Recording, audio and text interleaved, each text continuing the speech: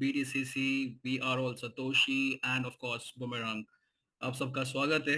All leaders, guest, community members, जिनको भी समझना है, जानना है एक opportunity that to in crypto space किस तरह से काम करती है एंड किस तरह से एक लाइफ ट्रांसफॉर्म हो सकती है। हम लोग चेंज की तो बात ही नहीं कर रहे हैं, किस तरह से एक लाइफ ट्रांसफॉर्म हो सकती है, उस तरह की अपॉर्चुनिटी की हम लोग बात कर रहे हैं आप सबके साथ में।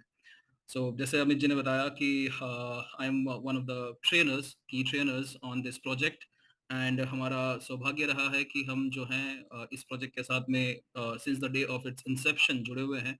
बहुत कुछ जाना है, बहुत कुछ सीखा है एंड समझा है कि किस तरह से ये एक इकोसिस्टम पूरा डेवलप किया जा रहा है बाय नन अदर देन शवेज। शवेज अपने आप में कहीं ना कहीं उन्हें शायद अंदाजा होगा, और हमें तो बिल्कुल है कि कहीं ना कहीं वो इतिहास रच रहे हैं with his amazing amazing platforms that he is developing.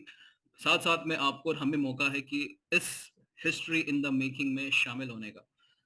Without much ado, हम लोग आज का ये जो मास्टर ट्रेनिंग सेशन है हम लोग शुरू करेंगे। एंड आज जो हम लोग कवर करेंगे बेसिकली BTCC के ऊपर ये एक्सक्लूसिव ट्रेनिंग है। अगर कोई आपसे पूछता है फ्यूचर में आपके डाउनलाइन या आपके अपलाइन, हो सकता है अपलाइन को भी कभी पता नहीं होता है, आपको खाली यही कहना है कि ये जो 20th अप्रैल की जो ट्रेनिंग थी वो एक्सक्लूसिवली BTCC के ऊपर थी। यूट्यूब पे ये लिंक ऑलरेडी अभी लाइव है, तो लिंक अवेलेबल रहेगा, आप लोग जाके वहाँ पे सीख सकते हैं। मेरा नाम प्रशिद गहलोत है एंड मैं आज ये पूरा ट्रेनिंग सेशन कंडक्ट करने का मुझे मौका मिला है। कोशिश यही करेंगे कि बड़ी सरलता से आपको इतने कॉम्प्लिकेटेड और इतने टेक्निकल सब्जेक्ट पे आपको ट्रेनिंग दे सके। विदाउट मच अडू हम लोग ये स्क्रीन शेयर करके ये ट्रेनिंग शुरू करते हैं and let us take you on to roller coaster ride on this amazing platform that we are having. Once again, welcome everybody on this master training. Mm, let me just share my screen. Amit ji मुझे खाली confirmation दीजिए audio and visuals are clear. Visual and audio both are clear. Alright. Before we begin, एक छोटा सा video है जो आप सबके लिए बहुत जरूरी है सीखना समझना। क्या है बिटकॉइन, क्या है क्रिप्टो करेंसी एंड कैसे हम लोग एक बहुत ही अमेजिंग स्टेज पे हम लोग इस प्रोजेक्ट पे शामिल हो रहे हैं। Sorry.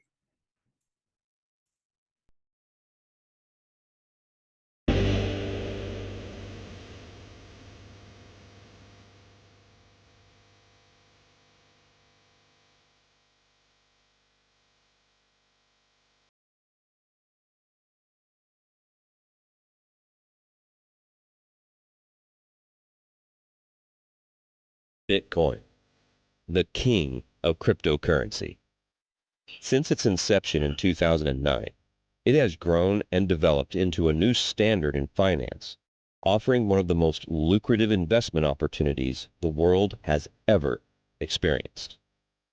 As more people adopt Bitcoin, its limited supply and growing demand has significantly increased its value, generating tens upon tens of thousands of millionaires. As time moves forward, technology continues to advance. We see the evolution of things all around us. The same is true with Bitcoin. When it was launched, in order to mine Bitcoin, you would need physical hardware like an Antminer, as well as the software and technical know-how to configure everything. So mining was only available to those that had that specific skill set. And the miners are the ones who benefited the most by creating the Bitcoin ecosystem. I would like to introduce you to the evolution of Bitcoin, an unprecedented once-in-a-lifetime opportunity to be one of the first people to mine Bitcoin code.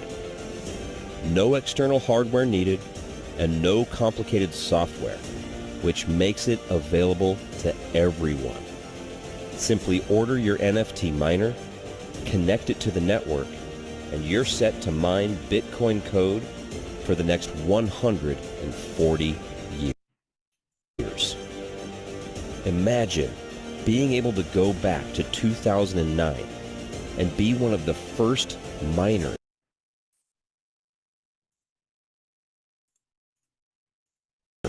of Bitcoin. Knowing what you know right now and what Bitcoin has achieved, this is an absolute no-brainer. Bitcoin Code is following the exact roadmap that Bitcoin created in all aspects. It's on its own blockchain, exact same number of coins mined every day, total supply of 21 million, halvings, the whole 9 yards. This is your opportunity to be a part of the evolution of Bitcoin. Will you sit on the sidelines like last time and miss the opportunity? Or will you take action and become a part of history? The choice is yours. All right. So, would you again sit back on the sideline, or you will participate in the opportunity? The choice will be yours. जैसे कि decision आपका रहेगा, so will be the profits, so will be the benefits of an opportunity. हमने हमेशा बताया है कि कोई भी अपॉर्चुनिटी आती है, you will never ever get that opportunity again, because time जो है वो सबसे बड़ा इन्वेस्टमेंट है. वो टाइम आपको दोबारा कभी नहीं मिलेगा, वो समय, वो क्षण आपको दोबारा कभी नहीं मिलेगा. तो सही टाइम पे सही डिसीजन जब आप लेते हैं, तभी किसी अपॉर्चुनिटी को आप एनकैश कर पाते हैं. अभी आपके सामने जो कुछ भी प्रस्तुत हो रहा है, ये एक इंफॉर्मेशन है. हम लोग आज डेटा के युग में जी रहे हैं, जहाँ पे डेटा ही जो है वो डिजिटल गोल्ड है. सही टाइम पे अगर आपको सही इंफॉर्मेशन मिले और उस सही इंफॉर्मेशन पे अगर आप सही तरह से एक्शन ले सके, वही आपको अपॉर्चुनिटी एनकैश करके दे सकता है. हमने भी यही किया है और आप सबके सामने आज रिजल्ट्स मौजूद है. आज 20th ऑफ अप्रैल है. 20th ऑफ अप्रैल आप लोग सब जानते हैं कितनी इंपॉर्टेंट डेट है हम सभी वी आर ऑल सतोशीज के लिए, और उन बुमेरांग कम्युनिटी के लिए जो ईगरली वेट कर रहे हैं एमवीपी के लॉन्च का. कुछ गुड न्यूज है एंड वो बिल्कुल बेशक आप सबके साथ में शेयर की जाएगी, लेकिन that will be towards the end of the session. हमारे साथ में ऑलरेडी हमारी लीडरशिप पैनल मौजूद है जो आपके साथ में सारी अपडेट्स देंगे ऑन बुमेरांग. बने रहिएगा ये प्रेजेंटेशन में, because at the end of the training हम लोग ये आपके साथ में पूरी इंफॉर्मेशन शेयर करने जा रहे हैं. अगेन रिमेंबर, सही टाइम पे सही डिसीजन, सही इंफॉर्मेशन के साथ में और सही एक्शन के साथ में ही आपको अपॉर्चुनिटी एनकैश करके दे सकता है. Now let me introduce to you one of the most hard working guy we have in the system. He is 28 years old. India से बिलोंग करते हैं, हमारे लिए बहुत फक्र की बात है. And he is the CEO of we are all Satoshi. He is the developer, the creator of BTCC. He is the technology partner. In fact, हम कह सकते हैं कि बुमेरांग को भी डेवलप करने में इन्हीं का पूरा बहुत बड़ा योगदान है. And he is none other than शवेज.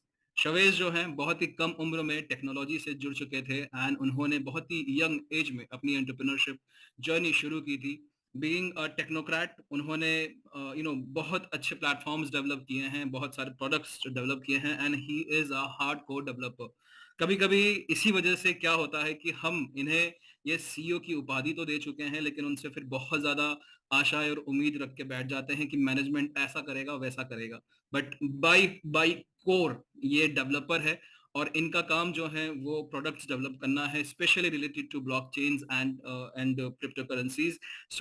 इनसे इनसे हम जो उम्मीद करते हैं वो है, इन्होंने जिस तरह से प्रोजेक्ट डिलीवर किए हैं आज तक के, वो उस तरह के क्वालिटी प्रोडक्ट्स को डिलीवर करना एंड वो बखूबी अपना जो काम है वो कर रहे हैं.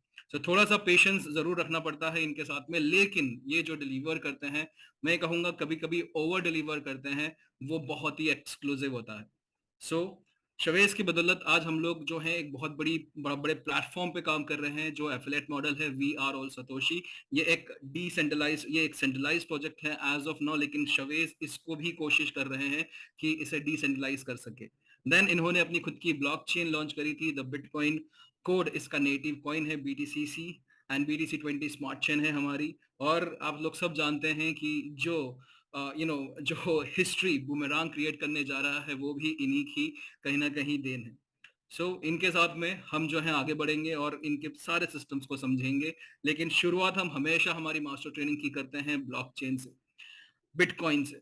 सो ब्लॉकचेन क्या है पहले ये समझते हैं, क्योंकि बहुत सारे लोगों को अभी तक यही नहीं पता है कि ब्लॉकचेन क्या है। इनफैक्ट मैं कहूंगा कि आप लोगों को शायद, बहुत सारे लोगों को पता भी नहीं होगा कि कल बिटकॉइन जो है अपनी फोर्थ हाल्विंग क्रॉस कर चुका है। सो समझते हैं पहले टेक्नोलॉजी को, बेसिक कंसेप्ट को समझते हैं, ताकि आपको जो हमारा प्रोडक्ट है वो अच्छे से ख्याल आ जाए। ब्लॉकचेन की बात करते हैं। ब्लॉकचेन बेसिकली एक पब्लिक लेजर होता है, एक प्लेटफॉर्म होता है जहां पे क्रिप्टो करेंसीज के जो ट्रांजैक्शंस की डिटेल्स हैं वो रजिस्टर की जाती है। लेजर मतलब बही खाता, बही खाते का मतलब है जहां पे अकाउंट्स की डिटेल हम लोग रख सकते हैं, इनकमिंग आउटगोइंग सब लोग हम लोग मेंटेन कर सकते हैं। तो उस तरह का जो डिजिटल लेजर है उसको हम ब्लॉकचेन कहते हैं। ब्लॉकचेन एक टेक्नोलॉजी है। तो इसकी शुरुआत तो 1991 से ही हो गई थी। Stuart Herbert and W Scott Stornetta ने इसे 1991 में समझाया था, कंसेप्ट को डेवलप किया था। लेकिन इसको इसका प्रैक्टिकल यूज केस मिला 2009 में, जब bitcoin as a first digital currency ये लॉन्च हुआ। अब ब्लॉकचेन एक अलग टेक्नोलॉजी है, which is basically a record keeping technology, and bitcoin जो है वो एक अलग टेक्नोलॉजी है। कैसे ये दोनों एक दूसरे के साथ में मिले, हम लोग उस पर गौर फरमाते हैं, और कैसे एक क्रिप्टो करेंसी सप्लाई में आती है वो हम लोग सीखने की कोशिश करते हैं यहाँ पे। लेट अस अज्यूम कि एक एक ब्लॉकचेन लॉन्च हो रही है। तो सबसे पहले ब्लॉकचेन जब लॉन्च होती है तो उसको उसके ट्रांजेक्शन रिकॉर्ड करने के लिए कहीं ना कहीं एक फिजिकल जगह की तो जरूरत पड़ती ही पड़ती है। सो उसके लिए नोड्स ब्लॉकचेन के साथ में कनेक्ट किए जाते हैं। तो कम से कम अगर एक नोड भी ब्लॉकचेन के साथ में हो, तो उस नोड का मतलब होता है कि जो बेसिकली ऐसे हार्डवेयर रहते हैं, कंप्यूटर्स रहते हैं जो ब्लॉकचेन से कनेक्टेड रहते हैं, और जितना भी ट्रांजेक्शन होता है उन सारे ट्रांजेक्शन की कॉपी कंटिन्यूसली उन नोड्स के ऊपर अपडेट होती रहती है। हम लोग क्लाउड कंप्यूटिंग की बात करते हैं, लेकिन अगर हम लोग देखते हैं कि वायरलेसली डेटा ट्रांसमिट हो रहा है, लेकिन कहीं ना कहीं तो आफ्टर ऑल वो सेव होगा ही होगा कहीं ना कहीं तो। उसी तरह से ये ब्लॉकचेन के जितने भी ट्रांजेक्शन है वो कहीं ना कहीं सेव होते हैं, और उन्हें हम नोड्स कहते हैं। सो नोड्स का बेसिकली जो ये जो जो काम होता है वो ट्रांजेक्शन को सेव करना, वैलिडेट करना, और उसे उसका उसका इंफॉर्मेशन जो है वो कंटिन्यूसली ब्लॉकचेन में अपडेट करना होता है। और जो भी ब्लॉकचेन होती है उसका कम से कम एक नेटिव कॉइन हमेशा रहता है। जैसे कि बिटकॉइन की ब्लॉकचेन का नेटिव कॉइन बिटकॉइन हुआ, इथेरियम की ब्लॉकचेन का इथेरियम हुआ, पॉलीगॉन की ब्लॉकचेन का मैटिक कॉइन हुआ, ट्रोन की ब्लॉकचेन का टीआरएक्स कॉइन हुआ। सो इस तरह से कोई भी ब्लॉकचेन जब लॉन्च होती है तो उस ब्लॉकचेन का जो एक नेटिव कॉइन होता है, अब ये नेटिव कॉइन जो है वो सप्लाई में कैसे आएगा, उसके बहुत सारे मैकेनिज्म्स हैं। यहाँ पे हम लोग बहुत ही बेसिक मैकेनिज्म समझते हैं जो प्रूफ ऑफ वर्क कहलाता है। एक ब्लॉकचेन लॉन्च हुई तो उसके साथ साथ में कम से कम एक नोड जरूर लॉन्च होता है, और वो एक नोड से भी ब्लॉकचेन जो है ता उम्र चल सकती है, वो लाइव रह सकती है। हमारी भी जब ब्लॉकचेन लॉन्च हुई थी BTC20 की, तो आप लोगों को अंदाजा होगा, आप लोग अभी भी जब डैशबोर्ड पे जाते हैं हमारे ब्लॉकचेन के, वहां पे आपको ये नोड दिखता है एक इस तरह से, यहाँ पे आप देख सकते हो। तो जब हमारी BTC20 की स्मार्ट चेन जब लॉन्च हुई थी तो ये कॉस्मोस नोड था, वो शवेज ने लॉन्च किया था। एक नोड कम से कम जरूरी है एक ब्लॉकचेन को लाइव रखने के लिए। जब भी एक ब्लॉकचेन के ऊपर ट्रांजेक्शन इनिशिएट होता है तो वो ट्रांजेक्शन को, जैसे मान लो कि मैं और अमित जी ट्रांजेक्शन कर रहे हैं, तो त्रषित और अमित नाम नहीं जाएगा वहां पे। वहां पे उस इंफॉर्मेशन को कोड कर दिया जाएगा, एनकोड कर दिया जाएगा, और उस कोडिंग के लिए जो टेक्नोलॉजी का इस्तेमाल करते हैं वो कहते हैं क्रिप्टोग्राफी। और इस क्रिप्टोग्राफी की वजह से जो क्रिप्टो करेंसीज का जो नाम मिला है वो इसकी वजह से मिला है। इन्फॉर्मेशन जो है वो एनकोड होती है, और उस एनकोडेड इन्फॉर्मेशन को पूरी ब्लॉकचेन पे ट्रांसमिट किया जाता है, ब्रॉडकास्ट किया जाता है। और ये इन्फॉर्मेशन जो है वो सारे नोड्स जितने भी ब्लॉकचेन पे एक्टिव रहेंगे, कनेक्टेड रहेंगे, उनके पास में ब्रॉडकास्ट होके जाता है। अब ये नोड्स को बेसिकली एक टास्क परफॉर्म करना होता है, वो बहुत ही कंप्यूटेशनल टास्क रहता है जो आम साधारण व्यक्ति जो है वो नहीं कर सकता है। और ये सारी की सारी इंफॉर्मेशन जो है वो सीरीज ऑफ डेटा में स्टोर होती है। जैसे कि अगर मैं मेरा नाम लूँ त्रषित, तो त्रषित वहां पे ब्लॉकचेन के ऊपर त्रषित नहीं लिखा जाएगा, ये त्रषित को पूरा एक हेक्साडेसिमल स्ट्रिंग ऑफ डेटा में कन्वर्ट किया जाएगा, जो नॉर्मली एक इंसान जो है वो याद नहीं रख सकता है या उसको कॉपी नहीं कर सकता है। इस तरह की ये जो बड़ी-बड़ी स्ट्रिंग्स आती है डेटा की, उसको स्टोर करने के लिए जो टेक्नोलॉजी का इस्तेमाल करते हैं, वो कहलाती है ब्लॉकचेन टेक्नोलॉजी। यहाँ पर भी जो डेटा हुआ उसको उसको एनकोड किया गया और उसको एक ब्लॉक में यानी कि एक मेमोरी स्पेस में कन्वर्ट किया गया। अब इस ब्लॉक को ब्रॉडकास्ट किया गया सारे नोड्स को, सारे नोड्स ने वो इन्फॉर्मेशन को एक्सेप्ट तो किया, अब उसके ऊपर उनको जो टास्क परफॉर्म करना है, उसको रजिस्टर करना है। वो वैलिडेशन का जो काम है वो नोड करता है। और इस तरह से सारे नोड्स जब एक ही इंफॉर्मेशन को अब वैलिडेट करते हैं, उसमें से बहुत कम ऐसे रहते हैं जो उस इंफॉर्मेशन को पहले डिकोड करते हैं और उनको रिवॉर्ड्स में जो करेंसी मिलती है, उनको जो रिवॉर्ड्स मिलता है वो उस ब्लॉकचेन के नेटिव कॉइन में मिलता है। और इस तरह से जो नोड्स वैलिडेट करते हैं उसको हम लोग प्रूफ ऑफ वर्क कहते हैं। ये बहुत ही शुरुआत की टेक्नोलॉजी है वैलिडेशन की, प्रूफ ऑफ वर्क। तो जो नोड्स अपना प्रूफ ऑफ वर्क सबमिट करता है उसे बेसिकली रिवॉर्ड्स में क्रिप्टो करेंसी मिलती है। क्रिप्टो करेंसी कौन सी? जिस ब्लॉकचेन के ऊपर ये ट्रांजेक्शन एग्जीक्यूट हो रहे हैं उस ब्लॉकचेन की क्रिप्टो करेंसी। जैसे कि अगर ये बिटकॉइन की ब्लॉकचेन है तो बिटकॉइन रिवॉर्ड्स में मिलेंगे।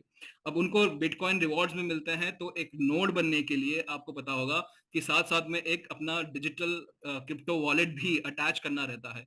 तो ये जो रिवॉर्ड्स मिलते हैं वो डायरेक्टली वॉलेट्स में आते हैं और इस तरह से क्रिप्टो करेंसी जो है वो सप्लाई में जाती है। इस तरह से ये जो रिवॉर्ड्स मिले नोड्स के थ्रू जो है क्रिप्टो करेंसी सप्लाई में आती है। अब नोड्स ने एक बार वैलिडेट कर दिया ट्रांजेक्शन को, तो ये जो डिकोड हुई थी इंफॉर्मेशन उसको फिर से एनकोड कर दिया और उसको पुरानी इंफॉर्मेशन के साथ में अटैच कर दिया। तो जब नई इंफॉर्मेशन पुरानी इंफॉर्मेशन के साथ में अटैच होती है तो वो इंटरलॉक हो जाती है और वो इंफॉर्मेशन को जो है कभी भी हम डिलीट या एडिट नहीं कर सकते क्योंकि सारी इंफॉर्मेशन ऐसे सीरीज ऑफ ब्लॉक्स में ऑर्गेनाइज रहती है। पुरानी इंफॉर्मेशन नई इंफॉर्मेशन के साथ में जुड़ी, नई इंफॉर्मेशन और पुरानी इंफॉर्मेशन के साथ में जुड़ता जाएगा। जो भी नई इंफॉर्मेशन आती जाएगी इस तरह से सारे सीरीज ऑफ डेटा में जुड़ते जाएंगे और इसीलिए blocks of data generate create होता है और इसलिए इस टेक्नोलॉजी को नाम दिया जाता है ब्लॉकचेन टेक्नोलॉजी। अब सोचिए कि एक एक ब्लॉकचेन के ट्रांजैक्शंस का रिकॉर्ड जो है सिर्फ एक ही नोड पे नहीं रहता है, मल्टीपल नोड्स पे रहता है। जैसे कि अगर बिटकॉइन की ब्लॉकचेन की हम लोग बात करते हैं तो बिटकॉइन की ब्लॉकचेन पे 88,000 नोड्स हैं। 88,000 नोड्स। शवेज ने अभी रिसेंटली हमारी ब्लॉकचेन के भी नोड्स ओपन किए थे तो 300 नोड्स का एप्लीकेशन पैकेज जो था वो ओपन किया था और ये 300 नोड्स का पैकेज जो है फुल्ली सोल्ड आउट है। इसमें से बहुत सारे नोड्स ऑलरेडी एक्टिव हो चुके हैं। तो सोचिए कि जब एक ब्लॉकचेन को सिर्फ एक ही नोड्स की जरूरत पड़ती है तो वहां पे जब इतने सारे नोड्स हैं तो ब्लॉकचेन तो कभी बंद ही नहीं हो सकती, ब्लॉकचेन कभी इनएक्टिव हो ही नहीं सकती है। तो अगर ब्लॉकचेन इनएक्टिव नहीं रहेगी तो ये जो हम माइनिंग की प्रोसेस कहते हैं या फिर जिस तरह से ये कॉइन जो है सप्लाई में आने की प्रोसेस कहते हैं, ये कभी भी बंद नहीं हो सकती है। ये इस तरह से ये ब्लॉक्स ऑफ डेटा बन गया और इस ब्लॉकचेन इस तरह से नाम पड़ा ब्लॉकचेन और ये इंफॉर्मेशन जो है वो दोबारा अपडेट हो गई कंटिन्यूसली। जितनी भी इंफॉर्मेशन, जितने भी वॉलेट, जितने भी ट्रांजेक्शन, सब कुछ जो ब्लॉकचेन पे होता जाता है वो सारी की सारी इंफॉर्मेशन जो है वो नोड्स पे रजिस्टर होती जाती है और कंटिन्यूसली अपडेट होती जाती है। अगर हम हमारी ब्लॉकचेन का रिकॉर्ड देखना चाहते हैं, जो हमारी BTC20 की स्मार्ट चेन है, तो हर एक ब्लॉकचेन के साथ में उसका अपना खुद का एक एक्सप्लोरर रहता है, एक ऐसा लिंक रहता है जहां पे उसके सारे ट्रांजेक्शन्स को हम लोग देख सकते हैं। इसको हम लोग स्कैनर भी कहते हैं, ब्लॉकचेन का स्कैनर। जैसे कि हम पॉलीगॉन की जो स्कैनर है उसको पॉलीस्कैन कहते हैं, राइट? पॉलीगॉन स्कैनर कहते हैं। जैसे ट्रोन का ट्रोन स्कैनर है, जैसे हमारी ही ब्लॉकचेन का scan.bitcoin.core.technology जो है ये हमारी ब्लॉकचेन का स्कैनर है। यहाँ पे आप लोग देख सकते हैं average block time creation 3 seconds का है। Total transaction almost 2.4 million transactions हो चुके हैं। 6 मिलियन के आसपास ब्लॉक्स क्रिएट हो चुके हैं एंड वॉलेट जो है वो ऑलमोस्ट 6.1 मिलियन वॉलेट्स बन चुके हैं। आप देख सकते हैं कि इतने सारे ट्रांजेक्शन्स हो चुके हैं और हमारी ब्लॉकचेन को मुश्किल से अभी अगर हम लोग देखते हैं कितना टाइम हुआ है। अगर हम लोग देखना चाहते हैं कितना टाइम हुआ है तो यहाँ पे देखिए ये कॉइन जो है इतने सप्लाई में आ चुके हैं। ये आज का सप्लाई मतलब इतने कॉइन्स ऑलरेडी सप्लाई में आ चुके हैं और हमारा डेली सप्लाई बिटकॉइन की जैसे ही है 7200 जो पहले था बिटकॉइन का। आज आज हमारी ब्लॉकचेन ने एग्जैक्टली 200 डेज कंप्लीट किए हैं। अगर हम स्पेसिफिक डेट्स पे जाते हैं तो 3 और 2 अक्टूबर 2023 में हमने ये ब्लॉकचेन को लाइव किया था। हम लोग सब साक्षी हैं इस चीज के, हम लोगों ने सबने मिलकर साथ में इस ब्लॉकचेन को लॉन्च किया था। तो ये बहुत ही बहुत ही खुशी वाली बात है, आज हमारी ब्लॉकचेन ने 200 दिन पूरे कर लिए हैं। सो आई होप ये ब्लॉकचेन का बेसिक फंक्शनैलिटी जो है वो ध्यान में आ चुका होगा। अब नोड बनने के लिए आपको क्या चाहिए? नोड बनने के लिए आपको सिर्फ इंटरनेट कनेक्शन चाहिए, एक फिजिकल हार्डवेयर चाहिए। इसके लिए कोई भी सेंट्रलाइज्ड परमिशन लेने की जरूरत नहीं है आपको। सो इस तरह से दुनिया में कोई भी एक ब्लॉकचेन का नोड बन सकता है। तो मान लो अगर इंडिया में कुछ रूल्स एंड रेगुलेशन आते हैं तो यूएस वाले करेंगे, यूएस में कुछ रूल्स एंड रेगुलेशन आते हैं तो चाइना वाले करेंगे, चाइना में आते हैं सिंगापुर वाले करेंगे, यूके वाले करेंगे, कोई ना कोई तो ब्लॉकचेन का नोड बनेगा ही बनेगा। तो इसलिए ब्लॉकचेन कभी बंद नहीं हो सकती है। और इसी वजह से अगर ब्लॉकचेन बंद नहीं होगी तो उसका जो नेटिव कॉइन है वो भी कभी बंद नहीं होगा। सो ये सिस्टम्स, ये पूरे सिस्टम्स जो हैं वो डिसेंट्रलाइज्ड हैं। डिसेंट्रलाइज्ड का मतलब होता है कि जहां पे कोई भी सेंट्रल अथॉरिटी नहीं है। आप लोग मेटामास्क यूज करते हैं, मेटामास्क यूज करने के लिए आपको किसी की भी परमिशन की जरूरत नहीं है। एक बार आपने मेटामास्क इंस्टॉल कर लिया, उसके बाद में आपको उसके जो सिक्योरिटी की मिलती है वो सिक्योरिटी की को लेके आप जहां पर भी इंटरनेट मौजूद है, चाहे वो इंडिया में है, यूके में है, यूएस में है, सिंगापुर में है, हांगकांग में है, पाकिस्तान में ही क्यों ना हो, आप जहां के वहां पे भी जाके आप मेटामास्क इंस्टॉल कर सकते हैं अगर आपके पास में सिक्योरिटी की है। वहां पे आपको लोकल परमिशन लेने की जरूरत नहीं है। तो डिसेंट्रलाइज्ड का मतलब होता है कि कोई सेंट्रल अथॉरिटी नहीं है, कोई सेंट्रल रेगुलेटरी नहीं है। और इसीलिए इसीलिए जब एक एक अथॉरिटी आती है तो उसका सबसे बड़ा जो उसका हथियार रहता है वो पावर का रहता है, राइट। सो अगर कोई चीज डिसेंट्रलाइज हो रही है यानी कि जो पावर है वो वहां पे नहीं है, तो ये जो सेंट्रलाइज्ड और डिसेंट्रलाइज का जो संघर्ष है ये हमेशा चलता रहेगा। हम पूरी तरह से कभी भी सेंट्रलाइज नहीं हो सकते हैं और कभी भी हम पूरी तरह से डिसेंट्रलाइज भी नहीं हो सकते हैं। ये संघर्ष जो है ये चलता रहेगा। आपको सिर्फ समझना है कि जो आपके लिए बेस्ट काम करता है वो आपको आपको करना है, ठीक है। सो अब हम बीटीसी की ब्लॉकचेन की बात करते हैं, बिटकॉइन की। तो बिटकॉइन 2009 में लॉन्च हुआ था एंड बिटकॉइन लॉन्च होने का मतलब था कि उसकी ब्लॉकचेन जो है वो 3 जनवरी 2009 को उसका ब्लॉकचेन का नेटवर्क लाइव हो गया था। ब्लॉकचेन का नेटवर्क लाइव हो गया था मतलब कि किसी को भी ये नॉलेज है किस तरह से नोड्स बन सकते हैं, वो नोड्स बन के वो बिटकॉइन की माइनिंग कर सकता था। क्योंकि बिटकॉइन का जो सप्लाई है वो 21 मिलियन फिक्स कर दिया गया था और 7200 बिटकॉइन हर दिन सप्लाई में आते थे। सप्लाई में तो आते थे लेकिन जो उसकी उसकी माइनिंग करेगा उसको मिलेंगे, राइट।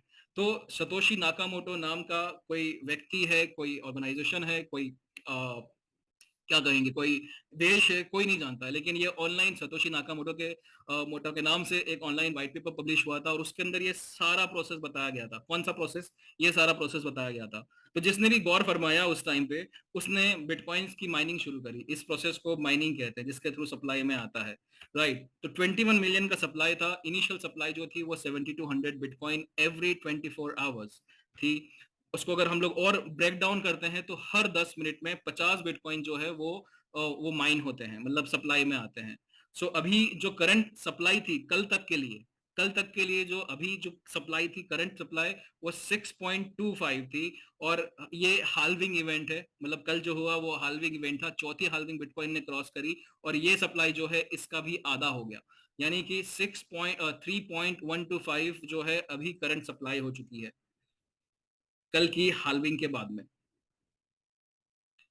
अभी जो करंट हाल्विंग की सप्लाई, मतलब करंट सप्लाई जो है बिटकॉइन की, वो 3.125 बिटकॉइन एवरी 10 मिनट्स है।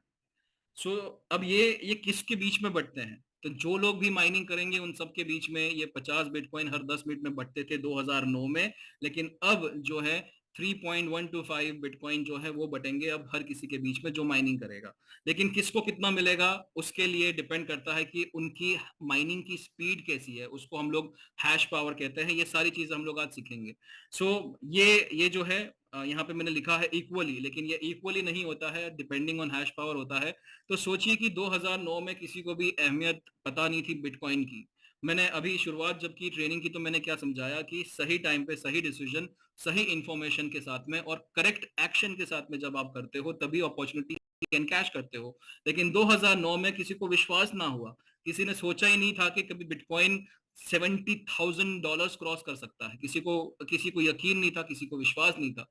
सो सतोशी नाकामोटो ने अकेले ने ही 7 महीने तक ये 7200 बिटकॉइन हर दिन क्लेम किए हैं, हर दिन। आप सोच सकते हैं कि इनके पास में क्या इनका पोर्टफोलियो होगा। बिटकॉइन की हाल्विंग जो है वो भी व्हाइट पेपर में लिखी गई थी और बताया गया था कि किस तरह से माइनिंग होती है और इस माइनिंग की सप्लाई किस तरह से हर 4 साल के अंदर आधी हो जाती है। तो इसको हम लोग बिटकॉइन की हाल्विंग कहते हैं। बिटकॉइन की माइनिंग आपको ख्याल आ चुका होगा।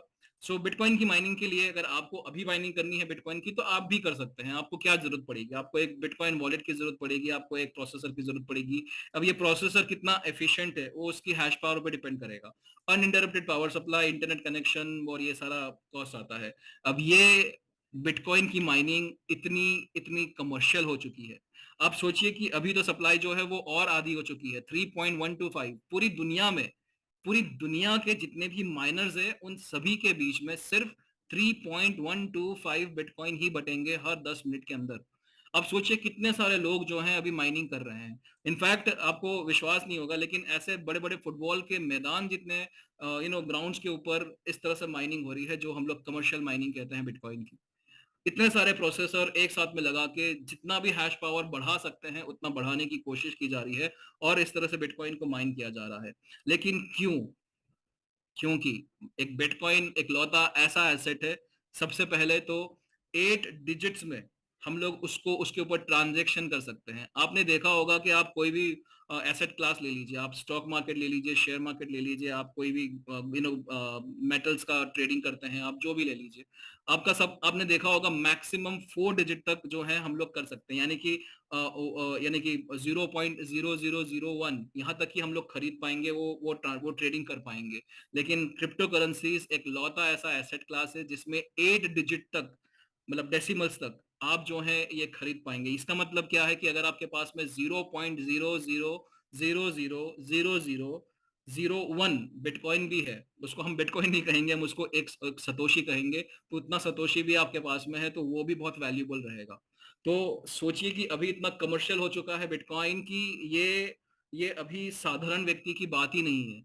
ये कोई नॉर्मल इंसान माइनिंग कर ही नहीं पाएगा क्योंकि उसको जो बिटकॉइन मिलेगा वो इतना छोटा मिलेगा जिसकी अभी कोई वैल्यू नहीं रहेगी। लेकिन इन सब के अंदर ये इलेक्ट्रिसिटी का खर्चा आता है, ये इंटरनेट कनेक्शन का खर्चा आता है, ये इतनी हीट जनरेट करते हैं कि आपको यहाँ पे ऐसे एसी वेंटिलेटर्स आपको लगाने पड़ते हैं। तो ये सारा खर्चा जो है ये तो आज अप फ्रंट देना है, राइट? ये अभी आप अपने इलेक्ट्रिसिटी बोर्ड को ऐसा नहीं बोल सकते कि बिटकॉइन की हाल्विंग जब आती है ना 4 साल के अंदर तो वो 70,000 क्रॉस करता है, मैं आपको लाइट बिल तब दूंगा। वैसा नहीं बोल सकते ना आप, आपको ये सारा खर्चा जो है वो अप फ्रंट देना होता है। तो ये सारे चैलेंजेस हैं और इसीलिए हम लोग कहते हैं कि बिटकॉइन की माइनिंग जो है वो आज की तारीख में बहुत ही कमर्शियल हो चुकी है, जो साधारण व्यक्ति की बात नहीं है। तो कैसे कोई व्यक्ति इस माइनिंग का एडवांटेज ले सकता है? कैसे कोई व्यक्ति जो है अपने अपने पोर्टफोलियो को बढ़ा सकता है और ये जो हाल्विंग का इवेंट आता है हर 4 साल में बिटकॉइन की तरफ से, उसको कैसे एनकैश कर सकता है? तो सबसे पहले समझते हैं कि हाल्विंग क्या होती है। बिटकॉइन की हाल्विंग, जैसे कि कल ही हमने बिटकॉइन की हाल्विंग का जो एक ऐतिहासिक इवेंट था वो हमने क्रॉस किया है। अब मालूम नहीं पड़ता है लेकिन हाँ एक एक इवेंट है जहाँ पे हर 210 2,10,000 ब्लॉक्स के ऊपर ये हाल्विंग का इवेंट जो है वो डिटरमाइन होता है और इसमें कम से कम 4 साल लगते हैं। ब्लॉक्स आपको पता है, हमने पहले ही सिखाया कि जब एक इंफॉर्मेशन रिकॉर्ड होती है उसको एनकोड किया जाता है तो ब्लॉक्स में क्रिएट किया जाता है। ऐसे जब 2,10,000 ब्लॉक्स जब क्रिएट होते हैं ब्लॉकचेन के ऊपर, बिटकॉइन की ब्लॉकचेन के ऊपर, तो वो हाल्विंग इवेंट कहलाता है क्योंकि उसके बाद जो है सप्लाई आधी हो जाती है। इसमें अप्रोक्सीमेटली 4 साल का समय लगता है। तो 2009 से अगर हम लोग देखते हैं 2012, 2016, 2020 अब तक की ये 3 हाल्विंग हो चुकी थी और ये हर हाल्विंग के बाद में बिटकॉइन जो है अपना ऑल टाइम हाई क्रॉस करता है। एंड अभी जो लास्ट हाल्विंग हुई थी वो 11 मई को हुई थी 2010 में और उसके बाद अभी कल जो है वो हाल्विंग हुई थी। तो हम लोग 19 अप्रैल 2024 जो है वो हम लोग कह सकते हैं कि हमारा अभी जो लास्ट हाल्विंग था वो।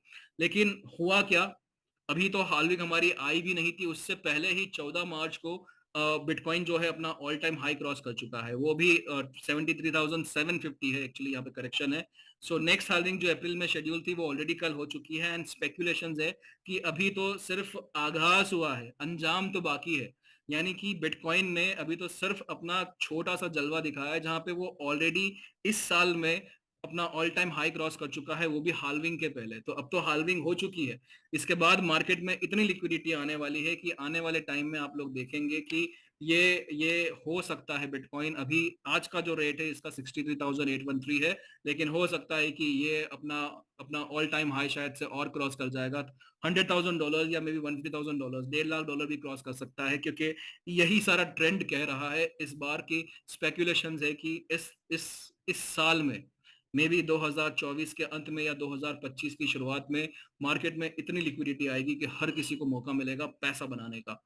सो सही टाइम पे सही अपॉर्चुनिटी को एनकैश करके अगर आप अपना राइट एक्शन लोगे, तभी जो है वो आपको आपको फायदा देगा, राइट। सो कितने लोगों को लगता है कि हमने बिटकॉइन को सीरियसली नहीं लिया? अगर हम सिंपल सा क्वेश्चन पूछेंगे, अभी ऑलमोस्ट 1000 पार्टिसिपेंट्स है, अगर सबसे पूछेंगे कि आप लोगों ने कितना बिटकॉइन बसाया है, तो इसमें से बहुत कम लोग ऐसे होंगे जिन लोगों के पास में कुछ ना कुछ बिटकॉइन हो गया। ज्यादातर सबने अपॉर्चुनिटी मिस करी है, क्योंकि किसी को अंदाजा नहीं था, किसी को पता नहीं था, किसी को नॉलेज नहीं था, एंड लैक ऑफ इंफॉर्मेशन वो सबसे बड़ा कारण है, किसी ने इस तरह से अपॉर्चुनिटी को मिस कर दिया।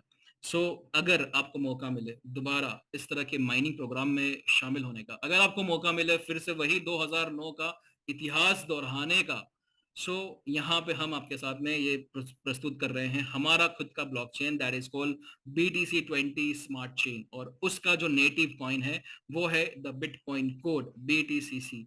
उसका 140 सालों का एक्सक्लूसिव माइनिंग प्रोग्राम है जो आपको आज मिल रहा है। अब कैसे होगी ये इसकी माइनिंग? हमने देखा है कि बिटकॉइन की माइनिंग जो है वो फिजिकली बहुत सारा कमर्शियल हो चुका है। वहां पे बहुत सारे चैलेंजेस हैं, इलेक्ट्रिसिटी का खर्चा है, इंटरनेट का खर्चा है, हार्डवेयर का खर्चा है, लोकेशन का, डेमोग्राफिक का खर्चा है, तो बहुत सारा खर्चा है जो अप फ्रंट देना होता है। यहाँ पे हम लोग डिजिटल माइनिंग कर रहे हैं, जिसके लिए आपको कोई हार्डवेयर की जरूरत नहीं है, आपको कोई प्रोसेसर की जरूरत नहीं है, आपको यहाँ पे सिर्फ और सिर्फ अपना एक ब्यूटीफुल NFT ऑर्डर करना है, और ये NFT के थ्रू आप जो है 140 सालों तक BTCC की माइनिंग कर पाएंगे। अब 140 साल कैसे? क्योंकि हम जो है एग्जैक्ट कॉपी है बिटकॉइन की। हमने बिटकॉइन के रोड मैप को स्टडी किया, उसके व्हाइट पेपर को स्टडी किया, और उसके हिसाब से हमने जो है एग्जैक्ट बिटकॉइन के रोड मैप को फॉलो करते हुए हमने हमारा खुद का एक्सक्लूसिव माइनिंग प्रोग्राम बताया। और हमने अगर बिटकॉइन को कॉपी किया है तो हमारे कॉइन का जो सप्लाई है वो भी कितना होना चाहिए? 21 मिलियन। हमने भी सप्लाई को जो है वो माइनिंग के थ्रू ही रखा हुआ है। यानी कि अभी मार्केट में कितने कॉइन्स हैं? मार्केट में ऑलमोस्ट 14,46,050 कॉइन है BTCC मार्केट में। और ये कॉइन कैसे आए हैं? ये माइनिंग के थ्रू ही सप्लाई में आए हैं। कोई भी डायरेक्टली जाके खरीद सकता है, लेकिन उन्हीं कॉइन को खरीद सकता है जो सप्लाई में आ चुके हैं, राइट। यहाँ पे हमारी भी सप्लाई जो है वो माइनिंग के थ्रू ही है। अगर आपको भी शामिल होना है तो आपको क्या बनना पड़ेगा? आपको माइनर बनना पड़ेगा, और माइनर बनने के लिए आपको क्या करना पड़ेगा? आपको NFT परचेज करना पड़ेगा। सोचिए ना, एक $50 का NFT भी आपको 140 सालों तक की माइनिंग फैसिलिटी दे सकता है। तो कितनी बड़ी बात है, कितनी बड़ी अपॉर्चुनिटी है जो शवेज ने आपको और हमें प्रदान की है। अब बिटकॉइन की अगर हम ओरिजिनल सप्लाई देखते हैं तो 7200 बिटकॉइन हर दिन सप्लाई में आते थे। यहाँ पर भी हमारी जो सप्लाई है वो 7200 है।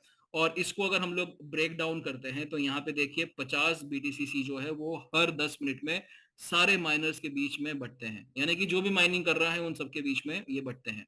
लेकिन किसको कितना मिलेगा, किस पे डिपेंड करता है? हैश पावर पे। ठीक है। अब हम लोग जो हैं डिजिटली ज्यादा एडवांस्ड है, हम लोग जो हैं टेक्नोलॉजी वाइज ज्यादा एडवांस्ड है। आप लोग को पता होगा कि ईमेल की आने की वजह से पोस्ट ऑफिस का जो काम है वो ऑलमोस्ट 90% बंद हो चुका है। आज कौन पोस्ट कार्ड सेल करता, मतलब भेजता है किसी को? आज कौन इनलैंड लेटर भेजता है किसी को? आज कौन ग्रीटिंग कार्ड भेजते हैं किसी को? आज सब कुछ डिजिटल हो चुका है। ईमेल्स की आने की वजह से, डिजिटलाइजेशन की वजह से ये काम कम हो चुका है, और टेक्नोलॉजी जो है वो अपना काम करेगी ही करेगी। आपका जो फर्ज है आपका जो फर्ज है, it is either to adopt to the technology, और फिर या तो फिर हम पीछे बैठे रहेंगे, देखते रहेंगे क्या हो रहा है, ओहो ऐसा हो गया। आपको पता है कि नोकिया ने नोकिया ने एंड्रॉइड टेक्नोलॉजी को अपनाने से मना कर दिया था। इनफैक्ट उन्होंने हंसी मजाक में उसे उड़ा दिया, उसको निग्लेक्ट कर दिया। आज नोकिया का अस्तित्व ही खत्म हो गया है। आप देख रहे हैं, समझ रहे हैं, राइट? सो इस तरह से कोई भी टेक्नोलॉजी जो है वो अपनी जगह बनाएगी ही बनाएगी। आज आप देखेंगे कि आप हमारे जो पेरेंट्स है, जैसे आज आज मैं 40 इयर्स का हूँ, मेरे पेरेंट जो है वो 65 70 इयर्स के हैं, लेकिन वो लोग भी आज स्मार्टफोन इस्तेमाल करना सीख चुके हैं। क्यों? क्योंकि वो जरूरत बन चुका है। सो इसी तरह से अगर आप टेक्नोलॉजी को इग्नोर करोगे तो टेक्नोलॉजी आपको इग्नोर कर देगी। सो एक ही मौका है, आइदर चेंज और बी द चेंज, सिंपल है, राइट? सो आपको यहाँ पे समझना होगा, टेक्नोलॉजी वाइज हम लोग ज्यादा एडवांस्ड है, टेक्नोलॉजी वाइज हम लोग ज्यादा अडेप्टिव है।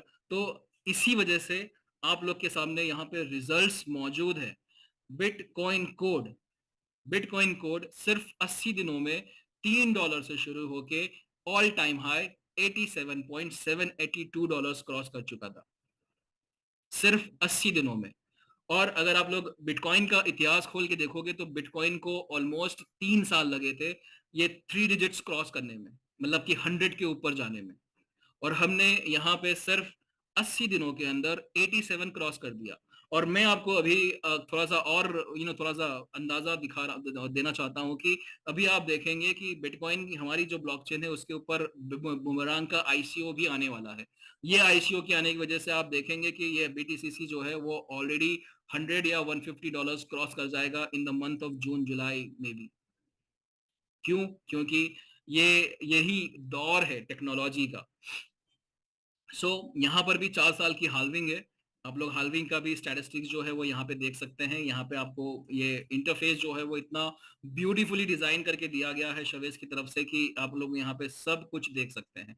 यहाँ पे देखिए नेक्स्ट हाल्विंग का काउंटडाउन भी है, ऑलमोस्ट 1260 दिन और 5 घंटे अभी नेक्स्ट हाल्विंग में बाकी है। और हमारी ब्लॉकचेन जो है वो, जैसे मैंने बताया, टेक्नोलॉजी वाइज ज्यादा एडवांस्ड है, लेकिन साथ साथ में बहुत सारे फीचर्स के साथ में लैस है। क्योंकि यहाँ पे आपको ऑलमोस्ट माइनिंग करने का तो मौका मिल ही रहा है, पूरा इंटरफेस मिल रहा है। साथ साथ में आपको यहाँ पे जो हमारा कॉस्ट ऑफ माइनिंग है, बी फ्यूल, वो भी खरीदने का मौका है। आपको यहाँ पे अपने जो जो एसेट्स है उसको हमारी ब्लॉकचेन में लाने के लिए, यानी कि TRC20 से BTC20 में लाने के लिए ब्रिज भी आपको मिल रहा है। आपको यहाँ पे हमारे जो BTCC को है वो इंस्टेंटली सेल करने का, यानी कि स्वैप करने का मौका भी मिल रहा है। और इस तरह से बहुत सारे फीचर्स है हमारी ब्लॉकचेन के इंटरफेस पे। तो ये सारा जो है आपको बहुत ही रिच और एकदम टेक्नोलॉजी वाइज एडवांस्ड माइनिंग का एक्सपीरियंस दे सकता है। एंड मैं आपको यकीन दिलाता हूं कि ये इतना आसान है कि आपको भी बहुत मजा आएगा। इनफैक्ट आपको पहली बार कोई ऐसा प्रोडक्ट मिल रहा है जो टेक्नोलॉजी वाइज ज्यादा एडवांस्ड है और साथ साथ में आपको बहुत मल्टीपल फोल्ड्स ऑफ बेनिफिट्स भी दे सकता है। In terms of mining rewards वो तो है ही, साथ साथ में जब आप इस प्रोडक्ट को किसी अपने फ्रेंड्स या फैमिली के सामने रखते हो तो उनको भी मालूम पड़ेगा कि कितनी बड़ी अपॉर्चुनिटी है यहाँ पे। जब आप अपनी टीम बनाना शुरू करोगे, अपने टीम में जब ये सेल्स करना शुरू करोगे, सो आपको अंदाजा आएगा कि ये कितनी बड़ी अपॉर्चुनिटी है। यहाँ पे जो भी आपका BTCC माइन हो रहा है वो आपका माइनिंग रिवॉर्ड है। अब इस BTCC को माइन करके आपको फायदा कैसे हो सकता है उसके ऊपर हम लोग अब पूरा डिस्कशन लेंगे, किस तरह से क्या होता है, किस तरह से प्रॉफिट होता है। तो उसके लिए आपको वेट करना रहेगा। लेकिन आप सोचिए कि जो आ रहा है वो बिटकॉइन की कॉपी आ रहा है।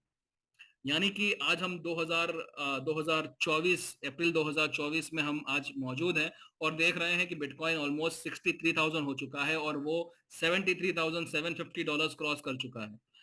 जो बिटकॉइन ने 14 सालों में अचीव किया है, हम लोग डेफिनेटली कह सकते हैं, and we are very confident about it, कि हम जो है ये शायद से 4 साल में, हमारी पहली हाल्विंग जो आएगी तब तक में हम शायद से ये अचीव कर सकते हैं। इतना पोटेंशियल इस बिटकॉइन कोड की माइनिंग प्रोग्राम में है, राइट? तो इस चीज को अच्छे से समझिए, इस चीज को अच्छे से सीखिए। और अगर आपके पास में इस तरह से NFT पड़ा हुआ है और वो अगर आपके लिए माइनिंग नहीं कर रहा है तो आप बहुत बड़ा मौका मिस कर रहे हो। अब हम लोग समझते हैं हमारी ब्लॉकचेन को, किस तरह से हमारी ब्लॉकचेन डिजाइन होती है एंड किस तरह से क्या हमारी ब्लॉकचेन है। ब्लॉकचेन जो है हमारी बिटकॉइन कोड डॉट टेक्नोलॉजी, इसके यूआरएल से आप इसके ऊपर पूरा स्टडी कर सकते हो, आप समझ सकते हो। इस तरह से आपको इंटरफेस मिलता है और यहाँ पे आपको जो ये दो टैब्स दिख रहे हैं, ये वाला जो है ये माइनिंग इंटरफेस है और ये वाला जो है हमारा स्कैनर है। ये दोनों को ही आप एक्सेस कर सकते हो हमारे होम पेज से, जो हमने अभी दिखाया था, बिटकॉइन कोड डॉट टेक्नोलॉजी। ठीक है। आप जब यहाँ पे इन दोनों टैब्स को खोलते हैं, एक आपका इस तरह से माइनिंग इंटरफेस पूरा खुल जाता है और दूसरा आपका ये जो स्कैनर है वो खुल जाता है। ठीक है।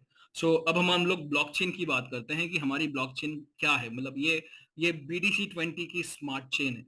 BTC20 स्मार्ट चेन जो है वो ईवीएम कंप्लायंट है। ईवीएम का मतलब होता है इथेरियम वर्चुअल मशीन।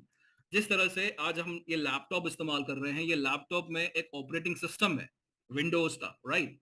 उस तरह से एप्पल के ऊपर, मैकबुक के ऊपर आप देखते हैं कि एप्पल का अपना ऑपरेटिंग सिस्टम है। उस तरह से एक ब्लॉकचेन के सारी फंक्शनलिटी को ऑर्गेनाइज करने के लिए, उसको उसको उसको फंक्शनलिटी देने के लिए उसका खुद का एक कह सकते हैं कि एक टेक्नोलॉजी है जिसको हम ईवीएम, इथेरियम वर्चुअल मशीन कहते हैं। और जो ब्लॉकचेन अभी लेटेस्ट आ रही है वो सभी जो है वो ईवीएम कंप्लायंट हो रही है। ईवीएम, इथेरियम वर्चुअल मशीन जो है वो इथेरियम की ब्लॉकचेन जब लॉन्च की गई थी, तो उस टाइम पे ये पूरा जो ईवीएम का टेक्नोलॉजी जो था वो डेवलप किया गया था। तो आज बहुत सारी ब्लॉकचेन जो है वो ईवीएम कंप्लायंट बन के आ रही है। ये हमारी ब्लॉकचेन को एक बहुत अच्छी तरीके से अडेप्टेबिलिटी देता है कि हमारी ब्लॉकचेन जो है वो टेक्नोलॉजी वाइज कंप्लायंट है, राइट। आने वाले टाइम में अगर प्रोजेक्ट्स और एडवांस टेक्नोलॉजीज के कुछ प्रोडक्ट्स आते हैं तो वो भी हमारी ब्लॉकचेन पे हम लोग अकोमोडेट कर सकते हैं। अब हम लोग दूसरे पैरामीटर पे आते हैं जिसको हम कहते हैं ट्रांजैक्शन पर सेकंड। अगर ट्रांजैक्शन पर सेकंड, टीपीएस की बात करते हैं, सबसे पहले बिटकॉइन से ही शुरू करते हैं। बिटकॉइन की ब्लॉकचेन की टीपीएस जो है वो ऑलमोस्ट 6 या 7 है।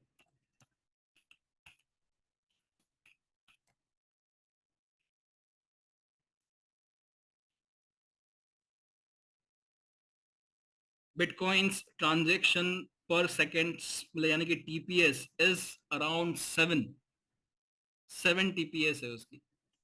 ट्रोन की हम लोग अगर बात करते हैं, ट्रोन की जो है वो 2000 ट्रांजैक्शन पर सेकंड है, टीपीएस 2000 पर सेकंड। पॉलीगॉन की अगर हम लोग बात करते हैं टीपीएस की, तो आप लोग देख सकते हो यहाँ पे इसकी भी 65,000 ट्रांजैक्शन पर सेकेंड है। अगर हम लोग हमारी ब्लॉकचेन की बात करते हैं तो हमारी ब्लॉकचेन की टीपीएस जो है वो 64,000 है। यानी कि टेक्नोलॉजी वाइज हम लोग एट पार है, मतलब एक अच्छे लेवल पे है हम लोग यहाँ पे। गैस फीस की बात करते हैं, आप लोग सब जानते हैं जब आप TRC20 का कोई भी ट्रांजेक्शन करते हो, अपने अपने TRC20 USDT TRC20 को जब आप ब्लॉकचेन से यानी कि एक्सचेंज से या वॉलेट से किसी और वॉलेट या एक्सचेंज पे बेचते हैं, तो आपको 1 USDT जो है वो सिर्फ और सिर्फ ट्रांजेक्शन फीस में देना पड़ता है, राइट। और यहाँ पे हमारी जो गैस फीस है, it is less than a cent. मैं आपको लाइव दिखाऊंगा कितनी गैस फीस है, आप लोगों को अंदाजा आ जाएगा कि कितनी कम गैस फीस पे हमारी ब्लॉकचेन काम करती है।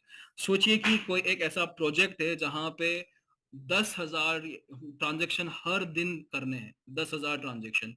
तो अगर ये USDT TRC20 में अगर करते हैं तो 10,000 का मतलब है कि $10,000 आपके हर दिन खर्च होने हैं।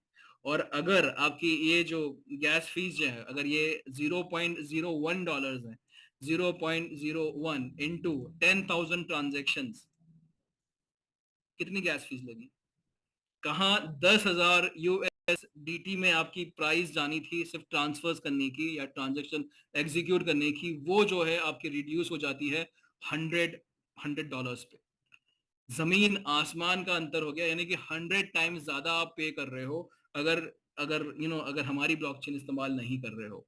तो आई होप इससे आपको अंदाजा आता है कि ये हमारी ब्लॉकचेन किस तरह से ज्यादा एडवांस्ड है। तो कोई पूछता है क्या हमारी ब्लॉकचेन के फीचर्स हैं, तो हमारी ब्लॉकचेन फास्ट है, हमारी ब्लॉकचेन स्केलेबल है, सिक्योर्ड है, डिसेंट्रलाइज्ड है। BTCC हमारा नेटिव कॉइन है जिसकी सप्लाई ओनली थ्रू माइनिंग है, राइट। तो ये सारी बातें जो है हमारी ब्लॉकचेन के बारे में है। और यकीन कीजिए जिस तरह से शवेस मेहनत कर रहे हैं वो हमारी ब्लॉकचेन पे बहुत सारे प्रोजेक्ट्स लाने वाले हैं, लैंड करवाने वाले हैं। इन प्रोजेक्ट्स के अंदर बहुत सारे ICOs हैं, पहला आईसीओ तो बुमेरांग का ही आने वाला है। आईसीओ का मतलब होता है initial coin offering, right. So initial coin offering का मतलब होता है कि ये एक इस तरह का इवेंट होता है जिसके अंदर कोई क्रिप्टो करेंसीज को लॉन्च किया जाता है और वो एक बहुत बड़ी फंडिंग भी जनरेट करता है, क्योंकि वो कॉइन्स या टोकन्स अपने टोकनोमिक्स के हिसाब से कहीं ना कहीं वो जो है वो पब्लिक कम्युनिटी में बांटी जाती है, और उसकी वजह से जो है वो कम्युनिटी उसको खरीदती है और उसको उसको उसका जो जो एक तरह से रेवेन्यू जनरेशन में काम होता है। अब कम्युनिटी को आईसीओ में पार्टिसिपेट करने का क्या फायदा होता है, क्योंकि ये जो कॉइन्स या जो टोकन्स है जब ये डिस्ट्रीब्यूट किए जाते हैं टोकनोमिक्स के हिसाब से ऑफ कोर्स, तो वो बहुत ही नॉमिनल रेट पे डिस्ट्रीब्यूट किए जाते हैं। हम लोग ने शेयर मार्केट में देखा होगा कि आईपीओज आते हैं, आईपीओज इनिशियल पब्लिक ऑफरिंग आती है, तो वो आपको बहुत ही कम दामों में किसी प्रोजेक्ट पे या उसके एसेट्स पे आपको इन्वेस्ट करने का मौका मिलता है। तो इस तरह से ये आईसीओ जो है हमारा आने वाला है बुमेरांग का। तो जब बुमेरांग का आईसीओ आएगा तो ये आईसीओ कहाँ पे आएगा, ये हमारी BTC20 की स्मार्ट चेन पे आएगा। यानी कि अगर आपको बुमेरांग का टोकन है वो आपको अगर खरीदना होगा तो आपको गैस फीस देनी होगी, क्योंकि ये आफ्टर ऑल टोकन कहाँ पे बनेगा, वो हमारी ब्लॉकचेन पे बनेगा, राइट। सो आपको अगर देखना है कि हमारे हमारे यहाँ पे कौन कौन से कॉइन्स या टोकन्स हैं, सो आप लोग जा सकते हैं scan.bitcoincore.technology पे, और वहाँ पे आपको हमारा एक्सप्लोरर पेज मिल जाएगा, स्कैनर जिसको बोलते हैं। और यहाँ पे आके आप लोग ये सारे ट्रांजेक्शन तो देख सकते हैं। इनफैक्ट आपका वॉलेट एड्रेस यहाँ पे डाल के आप या किसी और का भी आप उसके ऊपर जो भी ट्रांजेक्शन है वो सारा एनालाइज कर सकते हैं, क्योंकि ये पूरा सिस्टम जो है वो डिसेंट्रलाइज्ड है, राइट। सो ये सारी इंफॉर्मेशन ब्लॉकचेन पे अवेलेबल है। और यहाँ पे अगर आपको देखना है हमारा BTC20 का स्मार्ट चेन कॉन्ट्रैक्ट, तो आप यहाँ पे जा सकते हो। और यहाँ पे ये ब्लॉक्स हैं सारे और ये सारा चीज है।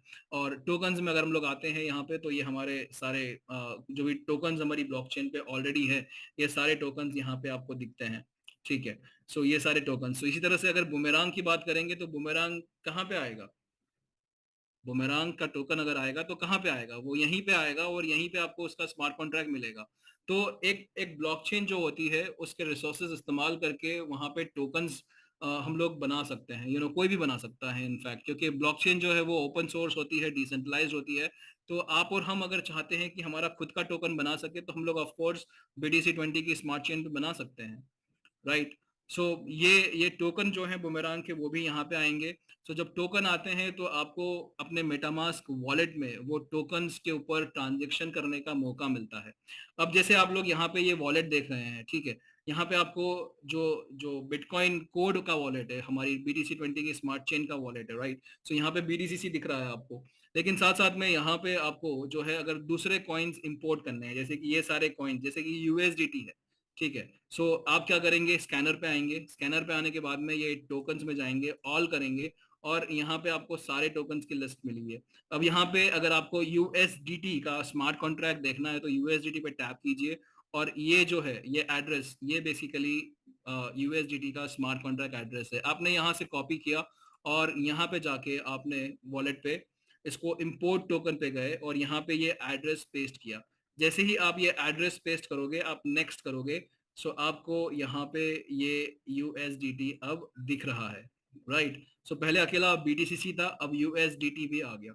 उसी तरह से आपको अगर बी फ्यूल इंपोर्ट करना है तो बी फ्यूल आपकी अगर टोकन पे जाओगे, ऑल पे करोगे, बी फ्यूल का स्मार्ट कॉन्ट्रैक्ट जो है वो यहाँ से कॉपी करोगे, वॉलेट पे जाओगे, यहाँ पे आप आओगे और ये यहाँ पे इंपोर्ट टोकन पे ये स्मार्ट कॉन्ट्रैक्ट पेस्ट किया, नेक्स्ट किया, और बी फ्यूल भी आ गया, राइट। उसी तरह से चलिए अब हम लोग समझते हैं कि बुमेरांग का आईसीओ आएगा। तो बुमेरांग का जब आईसीओ आएगा तो वो कहाँ पे आएगा, BTC20 की स्मार्ट चेन पे आएगा। तो BTC20 की स्मार्ट चेन पे आएगा तो गैस फीस में क्या लगेगा, अगर हम अभी USDT किसी को ट्रांसफर करते हैं, मान लो कि ये वाले एड्रेस पे ट्रांसफर करते हैं, तो गैस फीस देखिए, एस्टिमेटेड गैस फीस किस में आ रही है, BTCC में आ रही है, राइट, क्योंकि BTCC का ये नेटिव ये टोकन है, राइट। सो उसी तरह से जब बुमेरांग का आईसीओ आएगा तो उसकी भी गैस फी जो लगेगी वो BTCC में लगेगी। सो अगर BTCC में लग रही है तो BTCC की कहीं ना कहीं यूज केसेस बढ़ रहा है, और यूज केसेस बढ़ने के साथ साथ BTCC जो है वो कहीं ना कहीं मार्केट में डिमांड में जाएगा। तो डिमांड जब होगी तो ऑब्वियसली जो है आपको ये अप्रिशिएट होते हुए दिखेगा।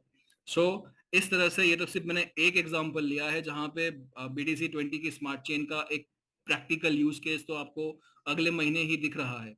लेकिन सोचिए कि जब ऐसे बहुत सारे आईसीओज आएंगे तो ये ब्लॉकचेन जो है आने वाले टाइम में एक अच्छी डिमांड में रहेगी। आज हम लोग बुमेरांग के ऊपर ट्रेडिंग कर रहे हैं, तो पॉलीगॉन की ब्लॉकचेन को क्यों इस्तेमाल किया हमने? क्योंकि गैस फीस बहुत कम है, ट्रांजेक्शन फास्ट होते हैं, राइट। बहुत सारे कॉइन्स एंड टोकन्स वहां पे ऑलरेडी लिस्टेड हैं क्योंकि वो ब्लॉकचेन पुरानी है। अब हमारी ब्लॉकचेन को तो मुश्किल से 200 दिन हुए हैं, तो हमें थोड़ा सा टाइम दिया जाएगा तो हम भी उस लेवल पे चले जाएंगे। जब उस लेवल पे चले जाएंगे तो सोचिए कि ये बिटकॉइन कोड BTCC जो आपने आज माइन किया है उसकी वैल्यू कितनी बढ़ सकती है और आपको कितना बड़ा बेनिफिट मिल सकता है। 2009 में अगर बिटकॉइन खरीद के रख लिया होता तो आज 70,000 का एक बिटकॉइन है।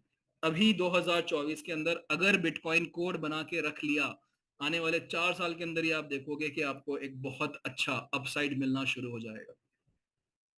सो आई होप इतना पूरा प्रोजेक्ट हम लोग ने एक्सप्लेन किया आपको, आपको इसकी अहमियत जो है वो समझ में आई होगी।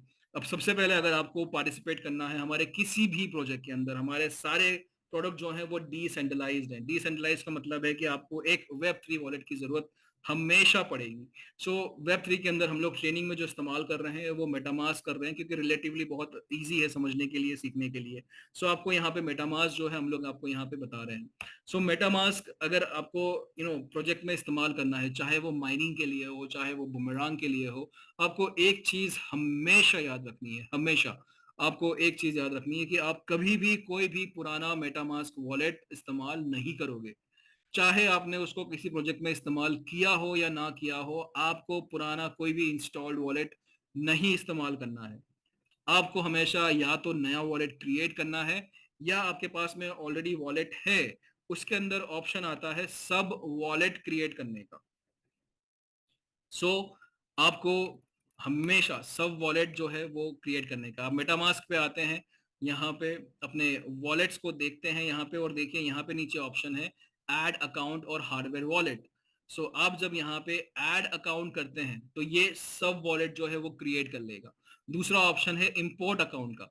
सो अगर आपके पास में प्राइवेट की है अपने वॉलेट की, जो आपका शायद से दूसरे डिवाइस पे होगा, लैपटॉप पे होगा, तो आप वहां से प्राइवेट की कॉपी करके यहाँ पे जो है आप यहाँ पे पेस्ट करोगे तो वो वॉलेट आपका इंपोर्ट हो जाएगा।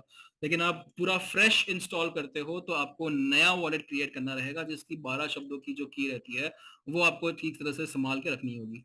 सो आपको जब भी आप अपना मेटा मास्क वॉलेट जो है वो जब भी आप इंस्टॉल करोगे, आपको जो है हमेशा हमेशा फ्रेश वॉलेट का इस्तेमाल करना है।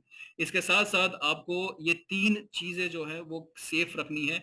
सबसे पहला आपका वॉलेट का एड्रेस, क्योंकि वो वॉलेट के एड्रेस से ही आपको आइडेंटिफाई होगा कि कौन सा वॉलेट है।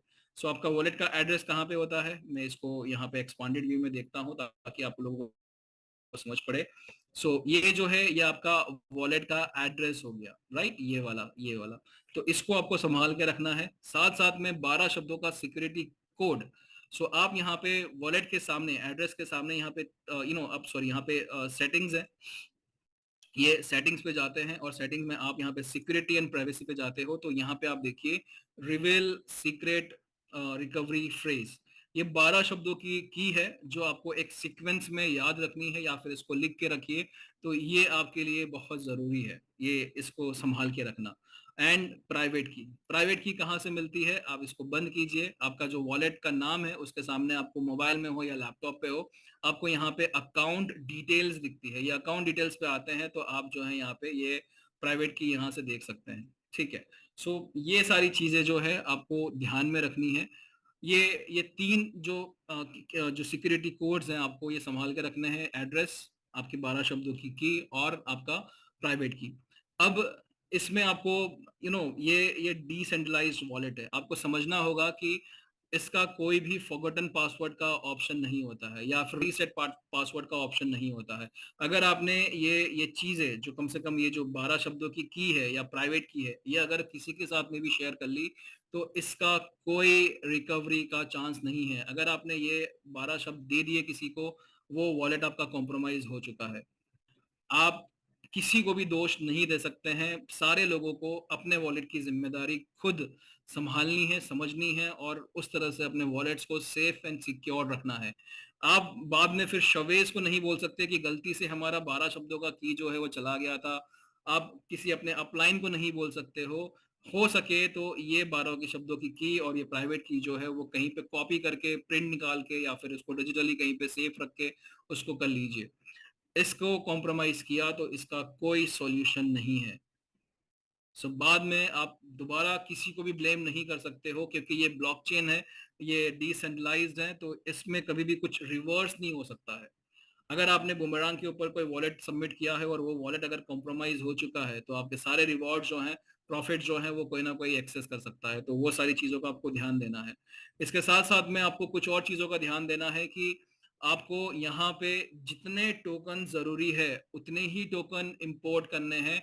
फालतू में दूसरे कोई भी टोकन जो है वो कभी भी इंपोर्ट मत कीजिएगा, क्योंकि बहुत सारे जो स्कैमर्स होते हैं वो क्या करते हैं, फ्री एयर ड्रॉप्स देते हैं, कोई थर्ड पार्टी टोकन देते हैं और वो टोकन के अंदर बेसिकली या तो स्पामवेयर रहेगा या तो फिर की प्रेशर रहेगा और उसकी वजह से क्या होता है कि आपका ये जो वॉलेट है वो कॉम्प्रोमाइज हो जाते हैं। तो ये चीजों को आपको ध्यान में रखना है। तो जब भी आप बुमरांग के ट्रेड्स एग्जीक्यूट करोगे तो उस टाइम पे भी जो प्रॉफिट्स आपके आ रहे हैं जिस कॉइन में, उस वॉलेट के अंदर सिर्फ वही कॉइन्स आपको इंपोर्ट करने हैं, इसके अलावा आपको कुछ नहीं करना है।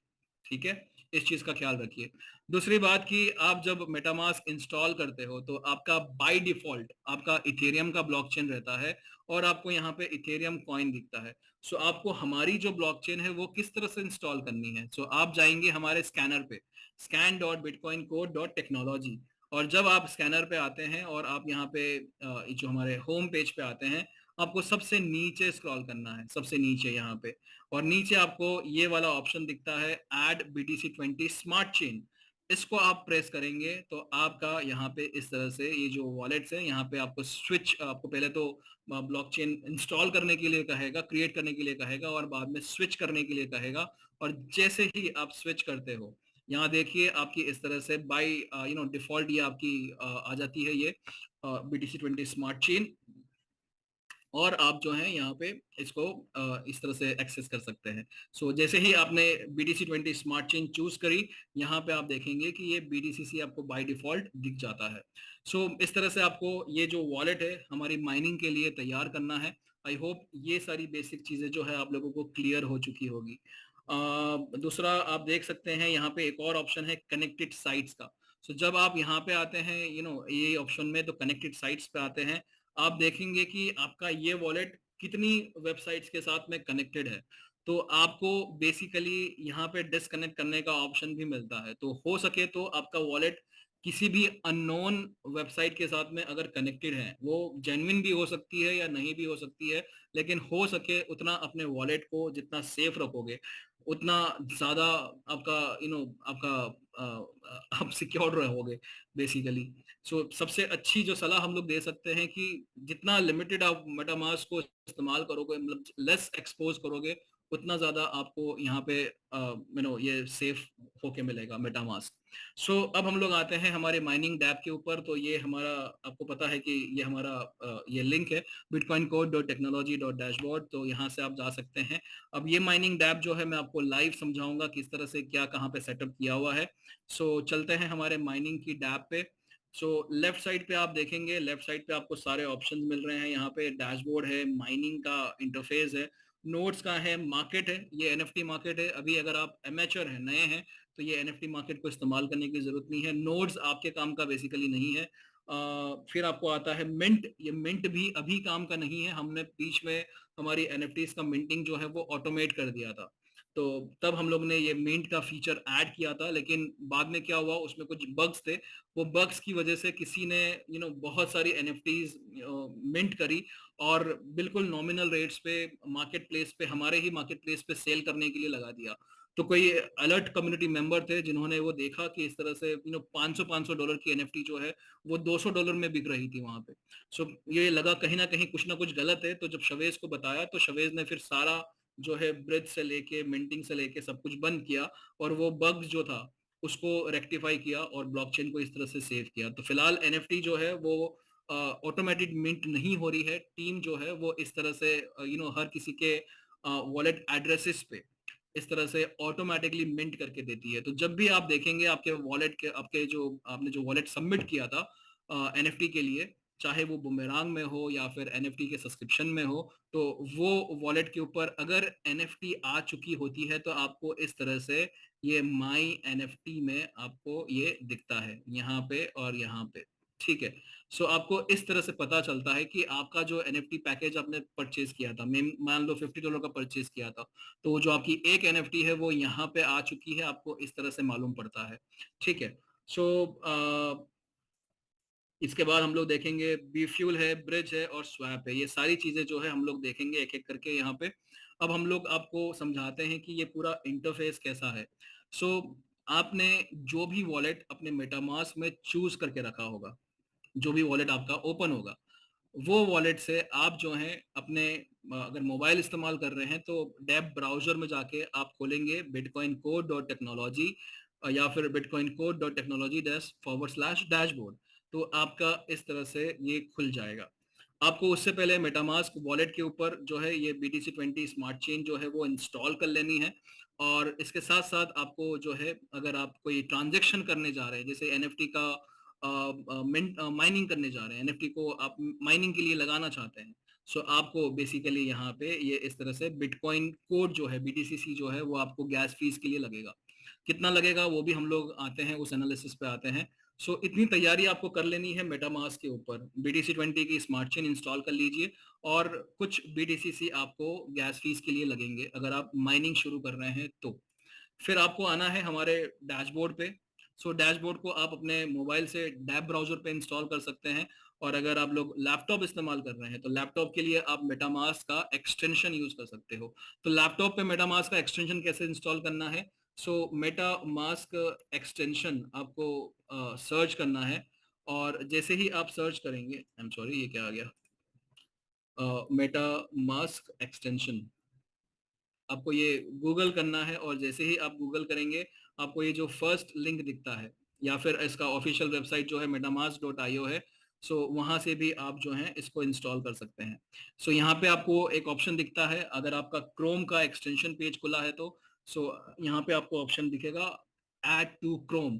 और जब आप ऐड टू क्रोम कर लेते हैं तो फिर ये ऑप्शन चेंज हो जाता है रिमूव फ्रॉम क्रोम।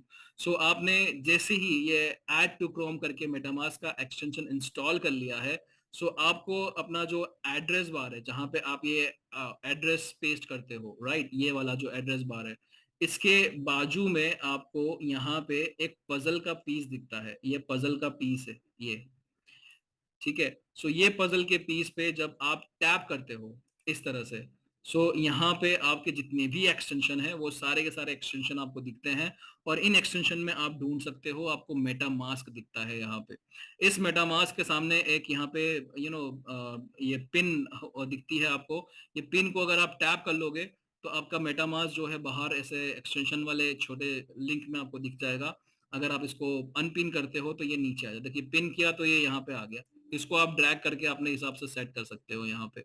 ठीक है, सो इस तरह से आपने लैपटॉप पे इंस्टॉल करना है। और मोबाइल पे तो डायरेक्टली आपका जो वॉलेट खुला है वो वॉलेट पे जाइए और उसका जो डैब ब्राउजर है वहाँ पे आप directly bitcoin code dot technology /dashboard अगर आप खोल लेते हैं तो आपका भी इस तरह से माइनिंग इंटरफेस खुल जाएगा। अब यहाँ पे आपको ये कनेक्ट वॉलेट का ऑप्शन दिखता है। जैसे ही आप यहाँ पे अपना वॉलेट कनेक्ट करोगे, ठीक है, सो आपका जो भी माइनिंग का डिटेल्स है वो सारा के सारा आ जाता है। सो अगर आपने ये फ्री एनएफटी जो है वो आपने परचेज करी हो या बुमेरांग के सब्सक्रिप्शन के साथ में आपको फ्री मिली हो, तो आपने जो भी वॉलेट एड्रेस वहां पे सबमिट किया था, जैसे ही वो वॉलेट आप यहाँ पे कनेक्ट करोगे आपको ये अपना एनएफटी का डिटेल यहाँ पे दिख जाता है। सो ये एनएफटी आपको इस तरह से यहाँ पे दिख रही है। तो ये एनएफटी को हम लोग जो है माइनिंग पे भी लगाएंगे और साथ साथ में इसको ट्रांसफर करना भी सिखाएंगे। ठीक है, सो अब हम लोग अगर बात करते हैं ये माइनिंग इंटरफेस की पूरी, तो ये डैशबोर्ड है। डैशबोर्ड के ऊपर आप लोग देख सकते हो ये हमारा टोटल सप्लाई है 21 मिलियन। सो शवेज ने क्या किया, शवेज ने जब ब्लॉकचेन लॉन्च करी थी, सो उस ब्लॉकचेन को बेसिकली उस ब्लॉकचेन को लॉन्च करने से पहले उन्होंने क्या किया था, उन्होंने ये 21 मिलियन जो कॉइन्स हैं ये सारे के सारे कॉइन जो है वो स्मार्ट कॉन्ट्रैक्ट में लॉक कर दिए। अब स्मार्ट कॉन्ट्रैक्ट में लॉक हो चुके हैं और उस स्मार्ट कॉन्ट्रैक्ट की जो फंक्शनैलिटी है वो ये है कि वो 7200 BTCC हर दिन रिलीज करता है। और कैसे रिलीज करता है? 50 BTCC in every 10 minutes. So smart contract आप लोग सब जानते हैं कैसे काम करते हैं। स्मार्ट कॉन्ट्रैक्ट को एक बार डिप्लॉय कर दिया ब्लॉकचेन पे, जब तक वो ब्लॉकचेन रहेगी तब तक वो स्मार्ट कॉन्ट्रैक्ट रहेगा और वो स्मार्ट कॉन्ट्रैक्ट जो है वो अपना काम करता रहेगा। सो स्मार्ट कॉन्ट्रैक्ट में 21 मिलियन कॉइन जो है वो मिंट करके रख दिए और वहां से हर दिन हर 10 मिनट के अंदर 50 BTCC जो है वो सप्लाई में आ रहे हैं। अब सप्लाई में आ रहे हैं तो किनको मिल रहे हैं? तो जिन लोगों ने भी अपनी NFT के थ्रू माइनिंग शुरू कर ली है उन सभी को मिल रहे हैं। लेकिन किसको कितना मिलेगा वो डिपेंड करता है कि उनकी किस प्रकार की NFT माइनिंग में लगा के रखी हुई है। सो अगर हम लोग बात करते हैं अलग अलग प्रकार की NFTs, तो हर एक NFT की जो है अपनी एक क्षमता है। उसकी कीमत तो हम लोग जानते हैं $50 की है, $500 की है, $5000 की है। तो क्षमता वो कीमत हम लोग जानते हैं, तो कीमत के हिसाब से ऑब्वियसली जो महंगी है वो ज्यादा हैश पावर के साथ में आती है, यानी कि वो सप्लाई में से ज्यादा ये BTCC खींचेगी आपके लिए, माइन करेगी। ठीक है। सो ये पूरा माइनिंग का बहुत ही इंटरेस्टिंग सब्जेक्ट है और बहुत ही मजा आता है ये सारे कैलकुलेशन समझाने में और सीखने में। अब यहाँ पे आप लोग देख सकते हैं कि जो करंट प्राइस है, अब आपको पता है कि BTCC अभी किसी एक्सचेंज पे लिस्ट नहीं है, तो ये हम लोग कहाँ पे बेच रहे हैं, कैसे ये बिक रहा है और ये कैसे ये प्राइस डिटरमाइन हो रही है। सो इसके लिए आपको समझना होगा लिक्विडिटी और सप्लाई को। सो जब भी कोई कॉइन लॉन्च होता है तो उस कॉइन के साथ में उसकी लिक्विडिटी भी लॉन्च होती है, यानी कि उसके सामने कुछ लिक्विडिटी रखी जाती है। उसके ऊपर हम लोग आते हैं। तो अगर आप लोग देख रहे हैं BTCC की आज ये जो प्राइस है, सो इसके सामने कुछ लिक्विडिटी भी रखी गई है। और वो लिक्विडिटी को देखने के लिए आप लोग जो है हमारा जो स्वैप है, स्वैप फीचर है, स्वैप का फीचर जो है वहां पे जा सकते हैं और वहां पे ओवरव्यू जो है ये ये आपको मेन्यू में ही मिल जाएगा। नीचे आप स्क्रॉल करेंगे, यहाँ पे स्वैप है, ये स्वैप का फीचर है। तो जैसे ही आप स्वैप का फीचर प्रेस करेंगे आपको इस तरह से ये स्वैप का दिखेगा और इसमें ओवरव्यू दिखेगा। ओवरव्यू में आपको दिखेगा कि ये हमारी लिक्विडिटी है, कितनी लिक्विडिटी है, 31.23 मिलियन। सो आप सोचिए कि हर दिन कॉइन जो है वो सप्लाई में आ रहा है, लेकिन साथ साथ में लिक्विडिटी भी बढ़ रही है या नहीं बढ़ रही है। आप लोगों ने देखा होगा बहुत टाइम से प्राइस जो है वो 62 पर ही है, राइट, ऑलमोस्ट आगे पीछे थोड़ा सा। सो $87 जाके क्यों हम लोग वापस 62 पे आ गए? तो ये पूरा डिमांड एंड सप्लाई का जो खेल है वो चलता रहता है। तो अगर डिमांड ज्यादा है यानी कि कॉइन ज्यादा खरीदा जा रहा है तो ज्यादा लिक्विडिटी सिस्टम में आ रही है। सो उसकी वजह से प्राइस बढ़ती है, क्योंकि कॉइन्स के सामने लिक्विडिटी कितनी होगी उसके हिसाब से ये कॉइन का प्राइस डिटरमाइन होता है। सो अगर कोई पूछता है कि अभी तो किसी एक्सचेंज पे लिस्ट भी नहीं हो तो आप कहाँ पे बेच रहे हो इसको, सो हम लोग बताएंगे कि हम लोग स्वैप का फीचर ऑलरेडी दिया गया है इंटरफेस में और हम चाहे तो यहाँ पे हमारे खुद के USDT में इसे बेच सकते हैं। अब ये USDT कौन सा है, ये TRC20 है या ERC20 है, ये भी समझना जरूरी है। सो USDT जो है वो बहुत ही इंटरेस्टिंग टोकन है और बेसिकली इसको हम लोग स्टेबल टोकन कहते हैं, राइट। तो ये जो है वो अलग अलग ब्लॉकचेन पे अवेलेबल है, जैसे कि USDT TRC20 है जो ट्रोन की ब्लॉकचेन है, राइट। राइट। उसी तरह से USDT ERC20 है और ये इथेरियम की ब्लॉकचेन है, ये इथेरियम की ब्लॉकचेन वाला है। उसी तरह से USDT BEP20 है जो बिनांस की ब्लॉकचेन है, राइट। और उसी तरह से USDT BTC20 है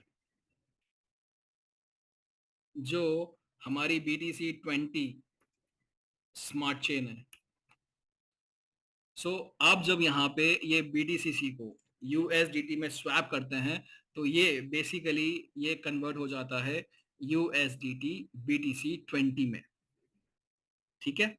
उसी तरह से अगर आपके पास में USDT BTC20 है तो आप जो है चाहे तो उसको उससे आप BTCC खरीद भी सकते हो, ठीक है, दोनों ही चीजें पॉसिबल है। तो स्वैप का फीचर जो होता है वो बेसिकली एक ही ब्लॉकचेन के मल्टीपल टोकन्स या कॉइन्स में आपको स्वैप करने का फीचर देता है, यानी कि इंटरचेंज करने का मौका देता है। ये हमारा स्वैप का फीचर ऑलरेडी मौजूद है यहाँ पे। अब चलो आपने बीटीसीसी को बेच भी दिया, हमारे खुद के सिस्टम में ही बेच दिया, तो इसका प्रैक्टिकल यूज केस कहाँ पर है? ये यूएसडीटी को क्या करोगे आप, कहाँ पे एनकैश करोगे? तो सबसे पहला जो आपको फायदा होता है वो आपको होता है हमारे वी आर ऑल सतोशी पे। So we are all Satoshi में आपने देखा होगा कि हमारे वॉलेट्स है जो हम एसेट्स के थ्रू एक्सेस करते हैं, और यहाँ पे देखिए, यहाँ पे आपको ये मिल रहा है। जितने भी लोग बीटीसीसी की माइनिंग कर रहे हैं, अब उन्हें अगर बीटीसीसी एनकैश करना है तो क्या करेंगे? यूएसडीटी बीटीसी 20 में स्वैप कर लेंगे, और यहाँ पे आके अपनी ही टीम के अंदर जब ज्वाइनिंग करना है तो हम लोग कर सकते हैं यहाँ पे। तो जो बड़े बड़े लीडर्स, जैसे हमारी बहुत बड़ी टीम है, राजीव जी की है, संजय पंकज जी की है, अमित जी की है, विनोद की है, लकी मैम की, ऑफ कोर्स बहुत बड़ी टीम है, तो हम लोग इंटरनल टीमों के अंदर ऑफ कोर्स ये इसका इसका यूज केस कर सकते हैं। इनफैक्ट बहुत सारे लोग ऐसे हैं जो यूएसडीटी चाहते हैं ताकि वो बीटीसीसी जो है माइनिंग की जगह पे डायरेक्टली खरीद ले। सो बीटीसीसी में आपके पास में एसेट पड़ा है या यूएसडीटी में एसेट पड़ा हुआ है, इसको कैश आउट करना बहुत आसान है। तो एक प्रैक्टिकल यूज केस तो आपको यहीं पे मिल जाता है। दूसरा आपको प्रैक्टिकल यूज केस जो मिलता है वो आपको मिलता है हमारा ये जो माइनिंग प्रोग्राम है उसके अंदर जो कॉस्ट ऑफ माइनिंग आपको देनी रहती है, यू नो। ये कॉस्ट ऑफ माइनिंग जो है वो बी फ्यूल में गिनी जाती है। लेकिन अब ये बी फ्यूल कहाँ से खरीदोगे? तो ये बी फ्यूल को खरीदने के लिए बेसिकली यहाँ पे ऑलरेडी ऑप्शन है एक बी फ्यूल का, मेन्यू में जाओगे आपको बी फ्यूल दिखेगा। जब आप यहाँ पे आते हैं तो ये बी फ्यूल खरीदने के लिए आपको क्या लगता है, आपको क्या चाहिए? यूएसडीटी। शवेज ने क्या किया, शवेज ने एक इस तरह का माइनिंग इंटरफेस तैयार किया जहां पे जो कॉइन माइन हो रहा है वो तो अपने आप में वैल्यू होल्ड कर ही रहा है, साथ साथ में उस कॉइन को तुरंत आप जो है कैश आउट करने के लिए ऐसे ऑप्शंस दे के रखे हुए हैं। इवन आपको खुद को जरूरत पड़ेगी बी फ्यूल खरीदने के लिए, तो आपको आपका जो भी रिवॉर्ड्स आ रहा है, माइनिंग रिवॉर्ड जो आ रहे हैं यहाँ पे, जितना भी बीटीसीसी आप माइन कर रहे हो, उसकी एक कॉस्ट ऑफ माइनिंग तो चुकानी है। ये कॉस्ट ऑफ माइनिंग जो है वो बी फ्यूल में गिनी जा रही है, और ये बी फ्यूल परचेस करने के लिए आपको यूएसडीटी बीटीसी 20 की जरूरत पड़ेगी। ठीक है। अभी भी 15 मिनट का सेशन बाकी है हमारा, प्लीज बने रहिए ताकि आपको जो है बहुत बड़ी न्यूज देनी है वो आपको न्यूज मिल जाए। ठीक है। 15 मिनट का सेशन हम लोग और कंडक्ट करेंगे, यहाँ पे बहुत सारी चीजें सीखना बाकी है। एक एक करके हम लोग सीखते जाएंगे। आई होप अब तक का सेशन आप लोग को इंटरेस्टिंग लग रहा होगा और आपने बहुत सारी चीजें सीखी होगी। हम लोग ने बेसिक से लेके बहुत अच्छे तरीके से बहुत हद तक हमने बहुत सारी चीजें कवर की है। हम लोग आते हैं फिर से दोबारा डैब पे, और ये जो डैशबोर्ड है हमारा, ये बीडीसीसी का प्राइस हो गया, और यहाँ से आप जो है बीडीसीसी को स्वैप कर सकते हैं, आप यहाँ से जो है बी फ्यूल खरीद सकते हैं। एंड सर्कुलेटिंग सप्लाई यानी कि इतना 21 मिलियन में से बाहर आ चुका है। ये लास्ट 24 आवर्स का वॉल्यूम है, और दूसरे बहुत सारे स्टैटिस्टिक्स हैं, ये सब में हम लोग नहीं वेस्ट करेंगे टाइम। और नीचे आते हैं, अब ये जो पूरा इंटरफेस है, ये इसके ऊपर आपको कुछ सीखने की जरूरत है, वो हम लोग अभी कवर करेंगे। ये पूरा आपके खुद की जो माइनिंग हो रही है उसके स्टैटिस्टिक्स हैं। यहाँ पे आप देख सकते हैं कि ये माइनिंग रिवॉर्ड है, यानी कि कितने किस तरह के रिवॉर्ड से आपको अभी बीटीसीसी सप्लाई में मिल रहा है। जितना भी माइनर आपका प्लग्ड इन है, मैं वॉलेट चेंज करता हूँ ताकि आप लोग जरा समझ सकें इसको।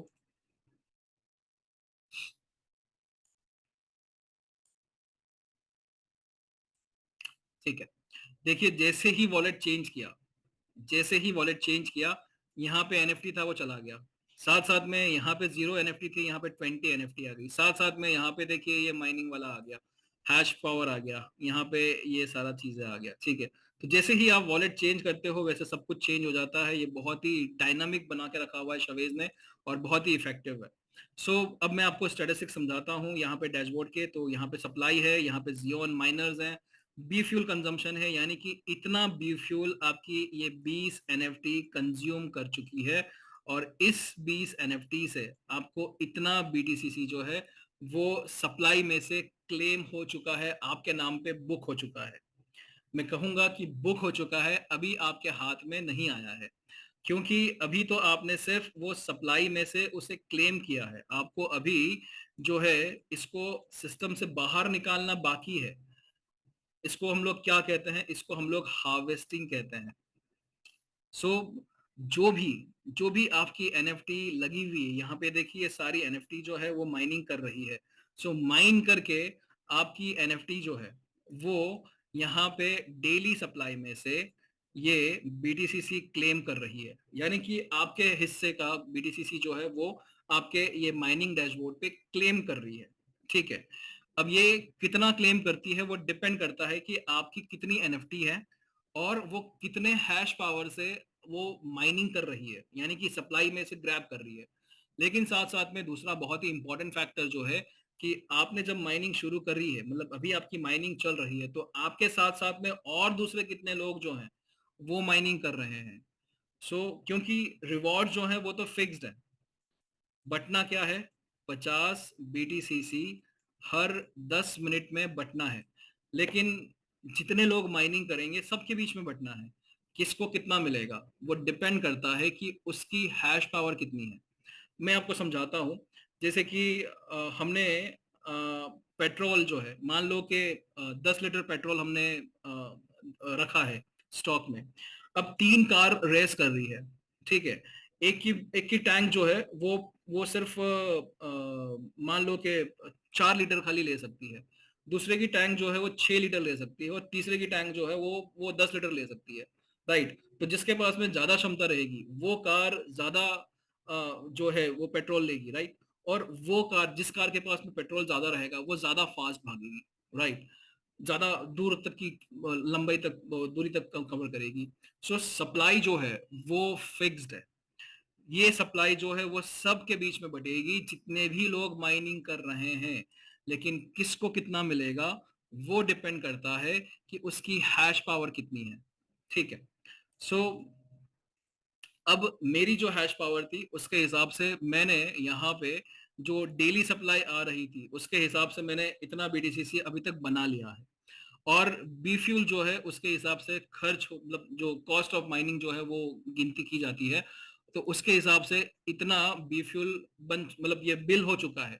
मान लो कि अगर आपने घर में एसी इंस्टॉल किया है, फ्रिज इंस्टॉल किया है, तो आपका इलेक्ट्रिसिटी का बिल तो आएगा ही आएगा। राइट, उसी तरह से यहाँ पे अगर मैंने माइनिंग शुरू की है तो मुझे कॉस्ट ऑफ माइनिंग जो है वो आनी ही है।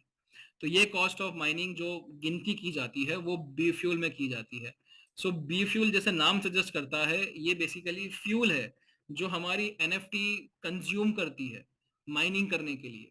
राइट, हम हमारी कार जब बाहर ड्राइव करते हैं वो फ्यूल कंज्यूम करती है। उसी तरह से हमारी एनएफटी जब माइनिंग करती है उसको भी फ्यूल की जरूरत पड़ती है। तो ये बियो फ्यूल की जो गिनती है वो हर एक एनएफटी की फिक्स्ड है। यानी कि $50 वाली एनएफटी जो है इसका हर दिन का जो खर्चा है वो $3 है। 500 वाली जो एनएफटी है उसका हर दिन का खर्चा जो है वो $30 है। और 5000 वाली जो एनएफटी है उसका हर दिन का खर्चा जो है वो $300 है। यानी कि अगर आपने एसी ऑन रखा है तो उसका बिल आएगा ही आएगा। अगर आपने गाड़ी बाहर निकाली है ड्राइविंग के लिए तो वो फ्यूल कंज्यूम करेगी ही करेगी। अगर आपने एनएफटी माइनिंग में लगा के रखी है तो आपको ये खर्चा आना ही आना है। लेकिन सबसे अच्छी बात है कि आपको ये खर्चा जो है वो पहले नहीं देना है। आपको याद है बिटकॉइन की माइनिंग मैंने समझाया था, तो उसमें बताया था कि आपको इलेक्ट्रिसिटी का खर्चा आएगा, आपको इंटरनेट कनेक्शन का खर्चा आएगा। आप इलेक्ट्रिसिटी बोर्ड को ऐसा नहीं बोल सकते हो कि जब हमारा बिटकॉइन $70,000 पे जाएगा तब हम आपको बिल पे करेंगे। आपको वो खर्चा अप फ्रंट देना होगा। लेकिन यहाँ पे इस माइनिंग में आपको ये खर्चा जो है वो अप फ्रंट नहीं देना है। यहाँ पे आपका जो माइनिंग का कॉस्ट है उसकी गिनती जरूर की जा रही है, लेकिन आप अपनी क्षमता के हिसाब से, आप अपनी कन्वीनियंस के हिसाब से ये बी फ्यूल में प्राइस पे कर सकते हो। और जब आप ये बी फ्यूल में प्राइस पे करोगे इसको हम हार्वेस्टिंग कहते हैं। और ये हार्वेस्टिंग के थ्रू जो है, ये जो आपने माइन कर लिया है, जो क्लेम कर लिया है, उसको आप सिस्टम से बाहर निकाल सकते हो। और जब आप सिस्टम से बाहर निकालते हो तो ये जो 54 बीटीसीसी जो बना है वो आपके वॉलेट में इस तरह से यहाँ पे बाहर आ जाता है। और जब आपने हार्वेस्ट कर लिया है, वो आपके वॉलेट्स में आ चुका है, आप जो चाहे वो उसके साथ कर सकते हो। आपको उसे बेचना है, आपको उसे ट्रांसफर करना है, आपको जो करना है वो कर सकते हो। सो आपको प्रैक्टिकली अपने बीटीसीसी जो आपका माइन हो चुका है उसको हार्वेस्ट करना पड़ेगा। हार्वेस्ट करोगे तभी जो है ये बीटीसीसी आपके काम लगेगा, और अदरवाइज ये पड़ा हुआ है यहाँ पे। इसको दूसरा रियल लाइफ एग्जांपल समझाता हूँ। आपने आपके पास में एक खेत है, जो आपका ये डैशबोर्ड है ना। इस खेत के ऊपर आपने सीड्स जो हैं, बीज जो हैं बोए हैं, है ना। सो आपने एनएफटी परचेज कर ली, ठीक है। अब आपने क्या किया, आपने वो बीज को संजोया है, आपने उसका ख्याल रखा है, तो वो पौधा जो है, जो फसल है वो उग चुकी है। यानी कि ये फसल आपकी बीडीसीसी है, ये आपकी क्लेम हो चुकी है, राइट। अब इसको आपको मार्केट में बेचना है, तभी तो आपने जो मेहनत से इतनी फसल उगाई है उस फसल का आप कैश आउट कर पाओगे, राइट। लेकिन आपको अगर ये फसल आपको मार्केट में बेचनी है, अगर आपको ये बीडीसीसी मार्केट में कैश आउट करना है, आपको क्या करना होगा, फसल की कटाई करनी होगी। तो कटाई करने का मतलब है आपको जो कीमत चुकानी है वो बी फ्यूल में चुकानी है, राइट। इसीलिए यहाँ पे नाम भी वैसा देके रखा हुआ है, हार्वेस्ट। हार्वेस्ट करने का मतलब ये होता है कि फसल की कटाई करना। सो यहाँ पे आपका जो बीडीसीसी माइन हो चुका है, इसको आप बेसिकली ये बी फ्यूल में प्राइस पे करके आप उसको मार्केट में ले जाके बेच सकते हैं, ठीक है। आई होप ये चीज क्लियर हो चुकी होगी। अब यहाँ पे सोचिए कि 20 एनएफटी है मेरी, है ना। ये 20 एनएफटी, यानी कि अगर हम लोग गिनते हैं $50 की एनएफटी जो है वो आपको $3 हर दिन चार्ज करती है, $3, ठीक है। लेकिन अगर मेरे पास में 20 एनएफटी है, सो 20 इंटू 3, यानी कि $60 हर दिन का खर्चा है मेरा यहाँ पे, ठीक है। लेकिन आप सोचिए कि जो भी माइन हो रहा है ये तो बीटीसीसी हो रहा है, राइट। बीटीसीसी जो है वो एक इस तरह का कॉइन है जो एप्रिशिएट भी होता है और डिप्रिशिएट भी होता है, यानी कि इसकी कीमत जो है वो बढ़ती भी है और कम भी होती है, राइट। मान लो कि आपने जो फसल बोई थी उसका खर्चा आपको आया $10,000, ठीक है।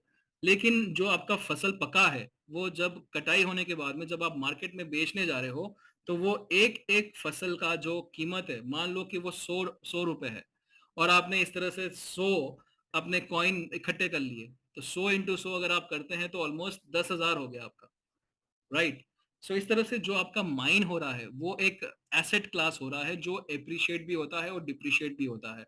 सो अब हम लोग देखते हैं कि प्रॉफिट हो रहा है कि नहीं हो रहा है, वो समझने की कोशिश करते हैं। हम दोबारा डैशबोर्ड पे आते हैं, ठीक है। सो डैशबोर्ड पे आते हैं और मैं आपको दोबारा यहाँ पे कुछ समझाने की कोशिश करता हूँ किस तरह से ये प्रॉफिट गिना जाता है आपका। सो आपका जो बीटीसीसी है माइन हुआ है वो कितना है, 54.140। इज इट करेक्ट, यहाँ पे देख सकते हैं आप लोग, ठीक है। और जो कीमत बीफ जो बी फ्यूल लगा है वो कितना लगा है, ये रहा, यहाँ से हमने बी फ्यूल भी कॉपी कर लिया, ठीक है। अब बी फ्यूल क्या है, उसकी प्राइस फिक्स्ड है 0.0125, यहाँ पे देख सकते हैं। और ये प्राइस जो है वो फिक्स्ड है, परमानेंट है, फॉर एवर सेम रहेगी डॉलर्स में। सो अगर आपको बीडीसीसी को, ये बी फ्यूल को आपको कन्वर्ट करना है इसमें, तो आप क्या करोगे, आप इसको मल्टीप्लाई कर दोगे बाय 0.0125, कितना हो गया, 5,130। So cost of mining in dollars, it's 5130, हम लोग 5130 लेते हैं, ठीक है। सो इसका इसका मतलब क्या हुआ, इसका मतलब ये हुआ कि 54.140 बीटीसीसी माइन करने का खर्चा जो है वो आपका फिक्स्ड हो चुका है, और वो आपका 5,103 है। तो अगर हम लोग पर कॉइन आपका जो माइनिंग का रेट अगर हम लोग निकालते हैं तो इसको डिवाइड करेंगे बाई 54.140। सो आपने एक एक कॉइन जो है वो, सॉरी मैंने मल्टीप्लाई कर दिया। सो 5130 डिवाइड बाय 54, हम लोग इसको भी 55 कर लेते हैं ताकि गिनने में आसान रहे। सो डिवाइडेड बाय 55, सो आप देखिए 93.27 आता है।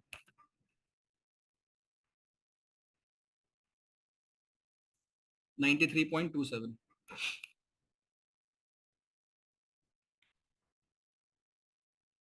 यानी कि मैंने एक एक कॉइन जो है अभी 55 कॉइन जो माइन किए हैं, वो एक कॉइन का rate of cost of mining क्या आया है, 93.27। यानी कि जब तक हमारा ये जो कॉइन है वो जब तक 93 की कीमत को क्रॉस नहीं करता है, तब तक तो मेरा कॉस्ट ऑफ माइनिंग भी रिकवर नहीं होगा। ठीक है। सो अगर हम लोग लेते हैं एग्जिस्टिंग रेट जो है 62, लेट अस अज्यूम 62 पर BTCC। सो ये आपका मल्टीप्लाई करते हैं 55 के एसेट से। सो 62 इंटू 55 कितना हुआ, 3410।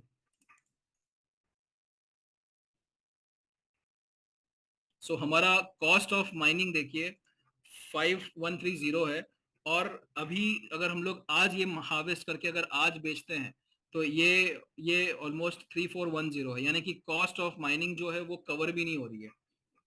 ठीक है। लेकिन सोचिए कि जून जुलाई के अंदर अगर यही कॉइन जो है वो चला जाता है मे बी $100 पे, राइट। सो अभी नेटवर्थ कितना हो जाएगा उस टाइम पे, 5500। सो कॉस्ट ऑफ माइनिंग कितना है, 5130। और उस टाइम पे अगर हम लोग इसको हार्वेस्ट करके बेचते हैं तो हमें कितना अपसाइड मिलेगा, ऑलमोस्ट $370 का, राइट। अब सोचिए कि यही कॉइन जो है वो चला जाता है $150 पे। ठीक है। सो 55 इंटू 150, 8250। अब कॉस्ट ऑफ माइनिंग तो हमारा फिक्स था, कितना था, 5130, राइट। सो माइनस 5130, देखिए अपसाइड कितना मिला, 3120। यानी कि ये एसेट आज मैंने माइन करके रखा हुआ है, मैं उसे आज नहीं बेच रहा हूँ, मैं उसको मुश्किल से 2 या 3 महीने बाद भी बेचता हूँ जब वो $150 का हो जाएगा। सो इस तरह से ये अपसाइड मिल सकता है।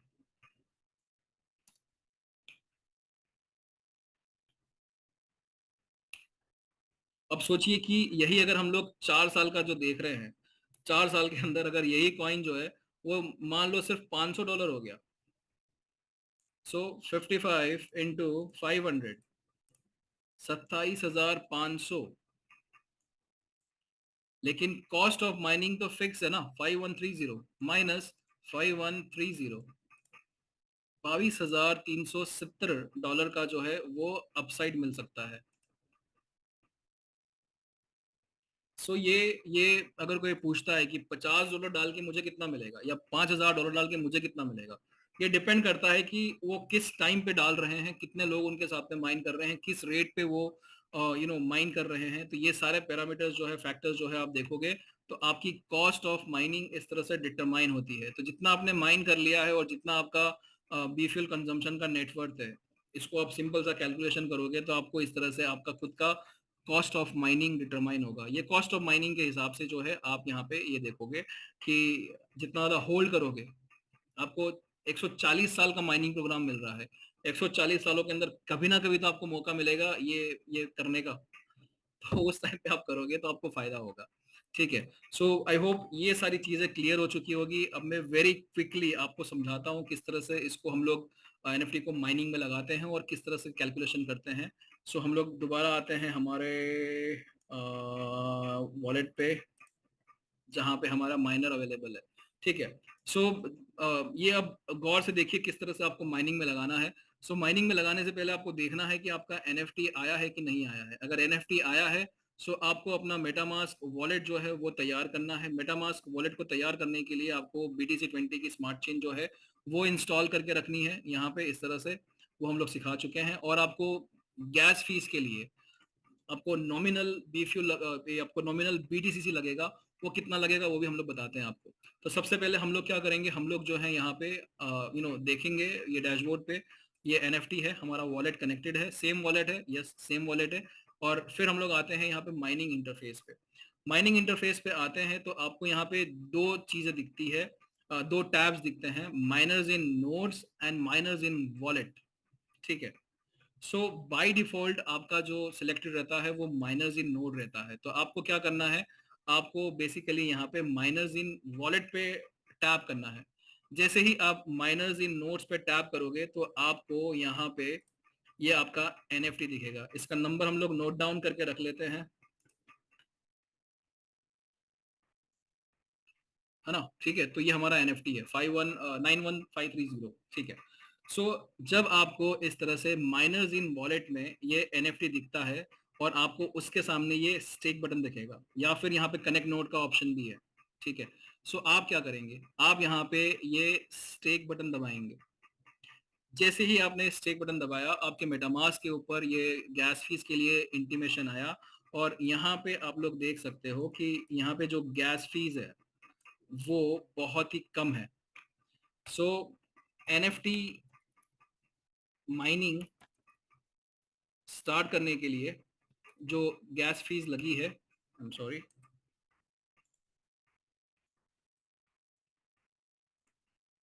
कितनी लगी है, 0.000446।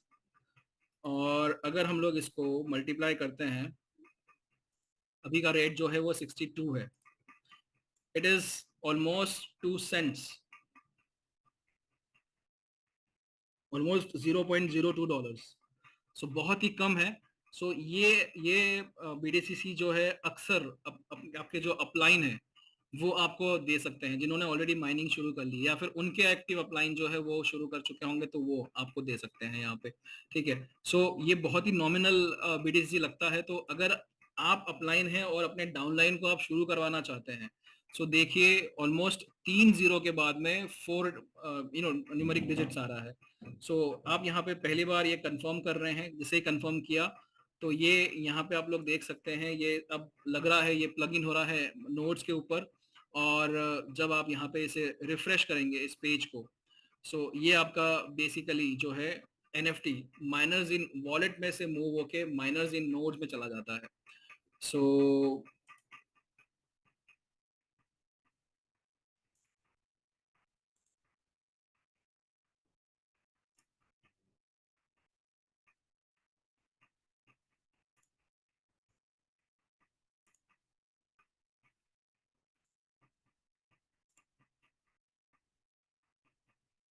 let us check once again.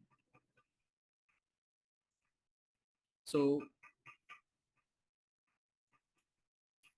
एक बार फिर से चेक करते हैं।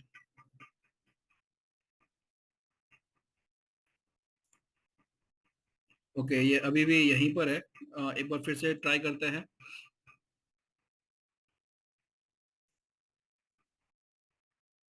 ओके, शायद से हो चुका है ऑलरेडी, लेकिन ये यूआई का ग्लिच है क्योंकि यहाँ पे ये अलाउ नहीं कर रहा है।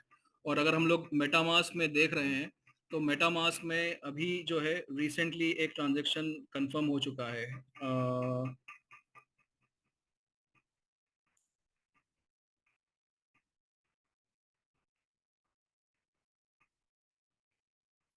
यहाँ पे देखिए अ मिनट अगो।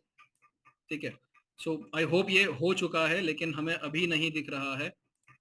एक बार फिर से रिफ्रेश करके देखते हैं।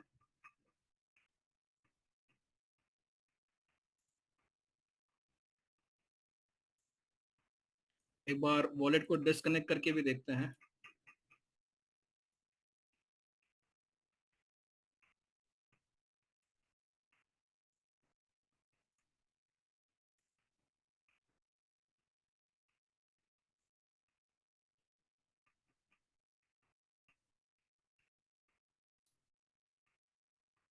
ओके, सो ये मेरे ख्याल से यूआई का ग्लिच है क्योंकि माइनिंग पे अगर हम लोग आते हैं यहाँ पे, सो यहाँ पे आप लोग देख सकते हैं कि कोई भी एनएफटी प्लग इन नहीं थी और तब यहाँ पे ये बी फ्यूल का कंजप्शन जो था वो चालू नहीं था। लेकिन अभी आप लोग देख रहे हो कि ये ऑलरेडी चालू हो चुका है, यानी कि ये जो एनएफटी है वो ऑलरेडी बी फ्यूल की गिनती शुरू कर चुकी है।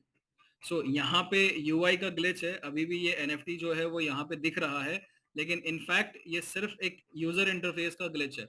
यहाँ पे अगर हम लोग देखते हैं तो ये बीफ्यूल की गिनती ऑलरेडी शुरू हो चुकी है। यहाँ पे देखिए मीटर चेंज हो रहा है 1.408 बीफ्यूल, अभी फिर से देखेंगे कुछ सेकंड्स के अंदर 1.417। तो इसका मतलब ये है कि हमारी एनएफटी जो है वो ऑलरेडी माइनिंग करना शुरू कर चुकी है। ठीक है, सो इस तरह से आप अपनी एनएफटी जो है चेक कर सकते हो कि वो माइनिंग कर रही है कि नहीं कर रही है। यहाँ पे अगर आपका मीटर शुरू हो गया है तो वो माइनिंग कर रही है। ठीक है, एक और बहुत ही इम्पॉर्टेंट फैक्टर है जो आप लोगों को सिखाना है, वो लास्ट रहेगा टॉपिक हमारा, बिल्कुल हम लोग 5 मिनट में ये खत्म करेंगे। सो इसको हम लोग समझते हैं ब्रिज। हमने स्वैप का फीचर देखा। बहुत सारे लोगों का प्रश्न है कि हम लोग बीडीसीसी कैसे खरीदे खुद से, जो लीडर्स हैं अपनी टीम में देना चाहते हैं, लेकिन किस तरह से खरीदना है। वो भी बहुत इंपॉर्टेंट है सीखना। तो मैं आप लोगों को अभी सिखाता हूँ किस तरह से ब्रिज का इस्तेमाल करना है। हम लोग ने देखा कि स्वैप जो है उसका इस्तेमाल किया जाता है आपको एक ही ब्लॉकचेन के जो कॉइन्स और टोकन्स है उनके बीच में स्वैप करने को, राइट। लेकिन यहाँ पे अगर आप ब्रिज का इस्तेमाल कर रहे हो तो ब्रिज का मतलब होता है, जो इसका नाम सिंबलाइज करता है, अब एक तट से, हम लोग नदी पे अक्सर ब्रिज देखते हैं, राइट। तो नदी के एक तट से दूसरे तट पे जाने के लिए आपको ब्रिज का इस्तेमाल करना होता है, एक शोर से दूसरे शोर पे। उसी तरह से अगर हम यहाँ पे टेक्नोलॉजी की बात करते हैं, तो जब आप एक ब्लॉकचेन से एक एसेट को दूसरी ब्लॉकचेन पे शिफ्ट करते हैं, सो आपको ब्रिज की जरूरत पड़ती है। आपने देखा यहाँ पे बहुत सारे यूएसडीटी के वर्जन है, TRC20, ERC20। आपने कभी ट्राई किया है क्या? TRC20 से डायरेक्टली आप ERC20 के एड्रेस पे भेज के देखिए, वो नहीं जाएगा। क्यों नहीं जाएगा? उसका एड्रेस अलग है, इसका एड्रेस अलग है, उसकी टेक्नोलॉजी अलग है, उसकी टेक्नोलॉजी अलग है। ब्लॉकचेन अपनी अपनी टेक्नोलॉजीज पे, अपने अपने प्रोटोकॉल्स पे काम करती है।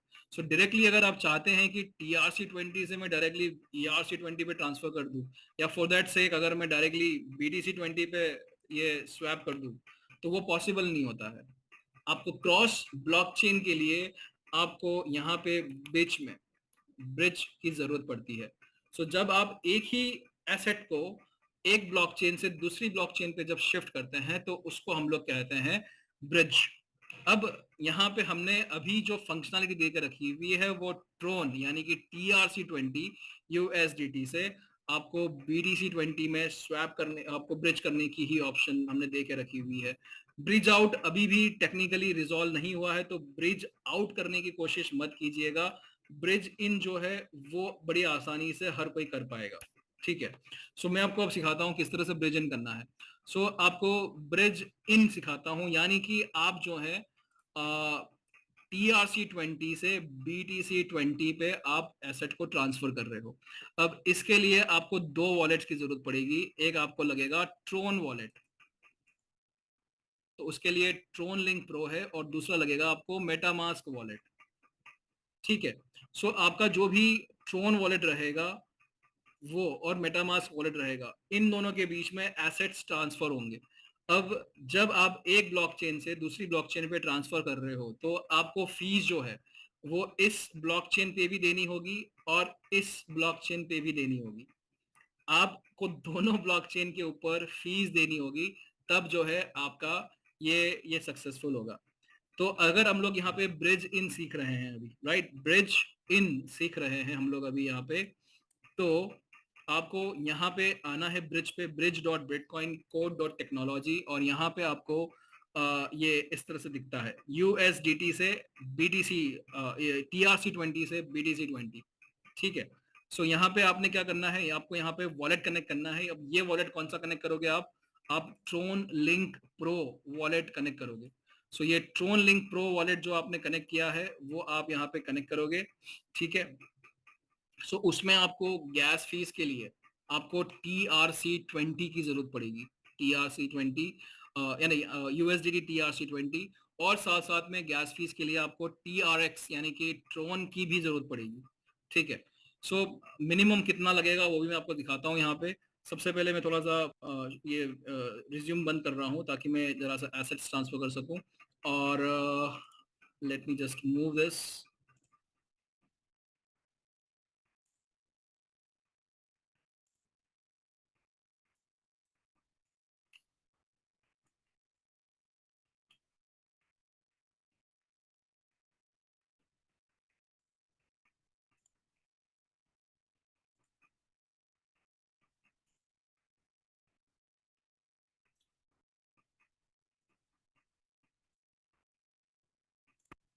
ओके, ठीक है।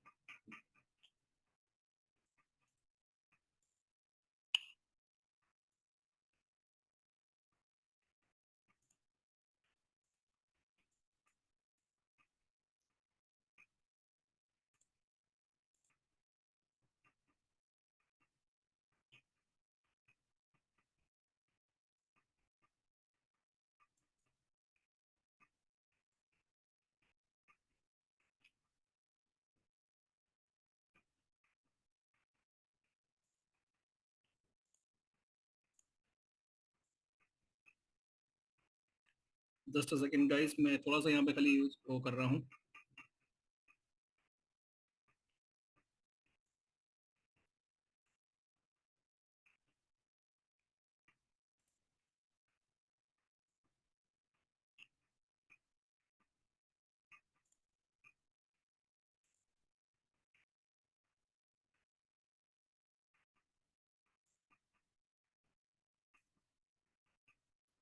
ओके, इसमें थोड़ा सा टाइम दीजिए, हम लोग at the end of the session हम लोग कोशिश करेंगे इसको ट्रांसफर करने का।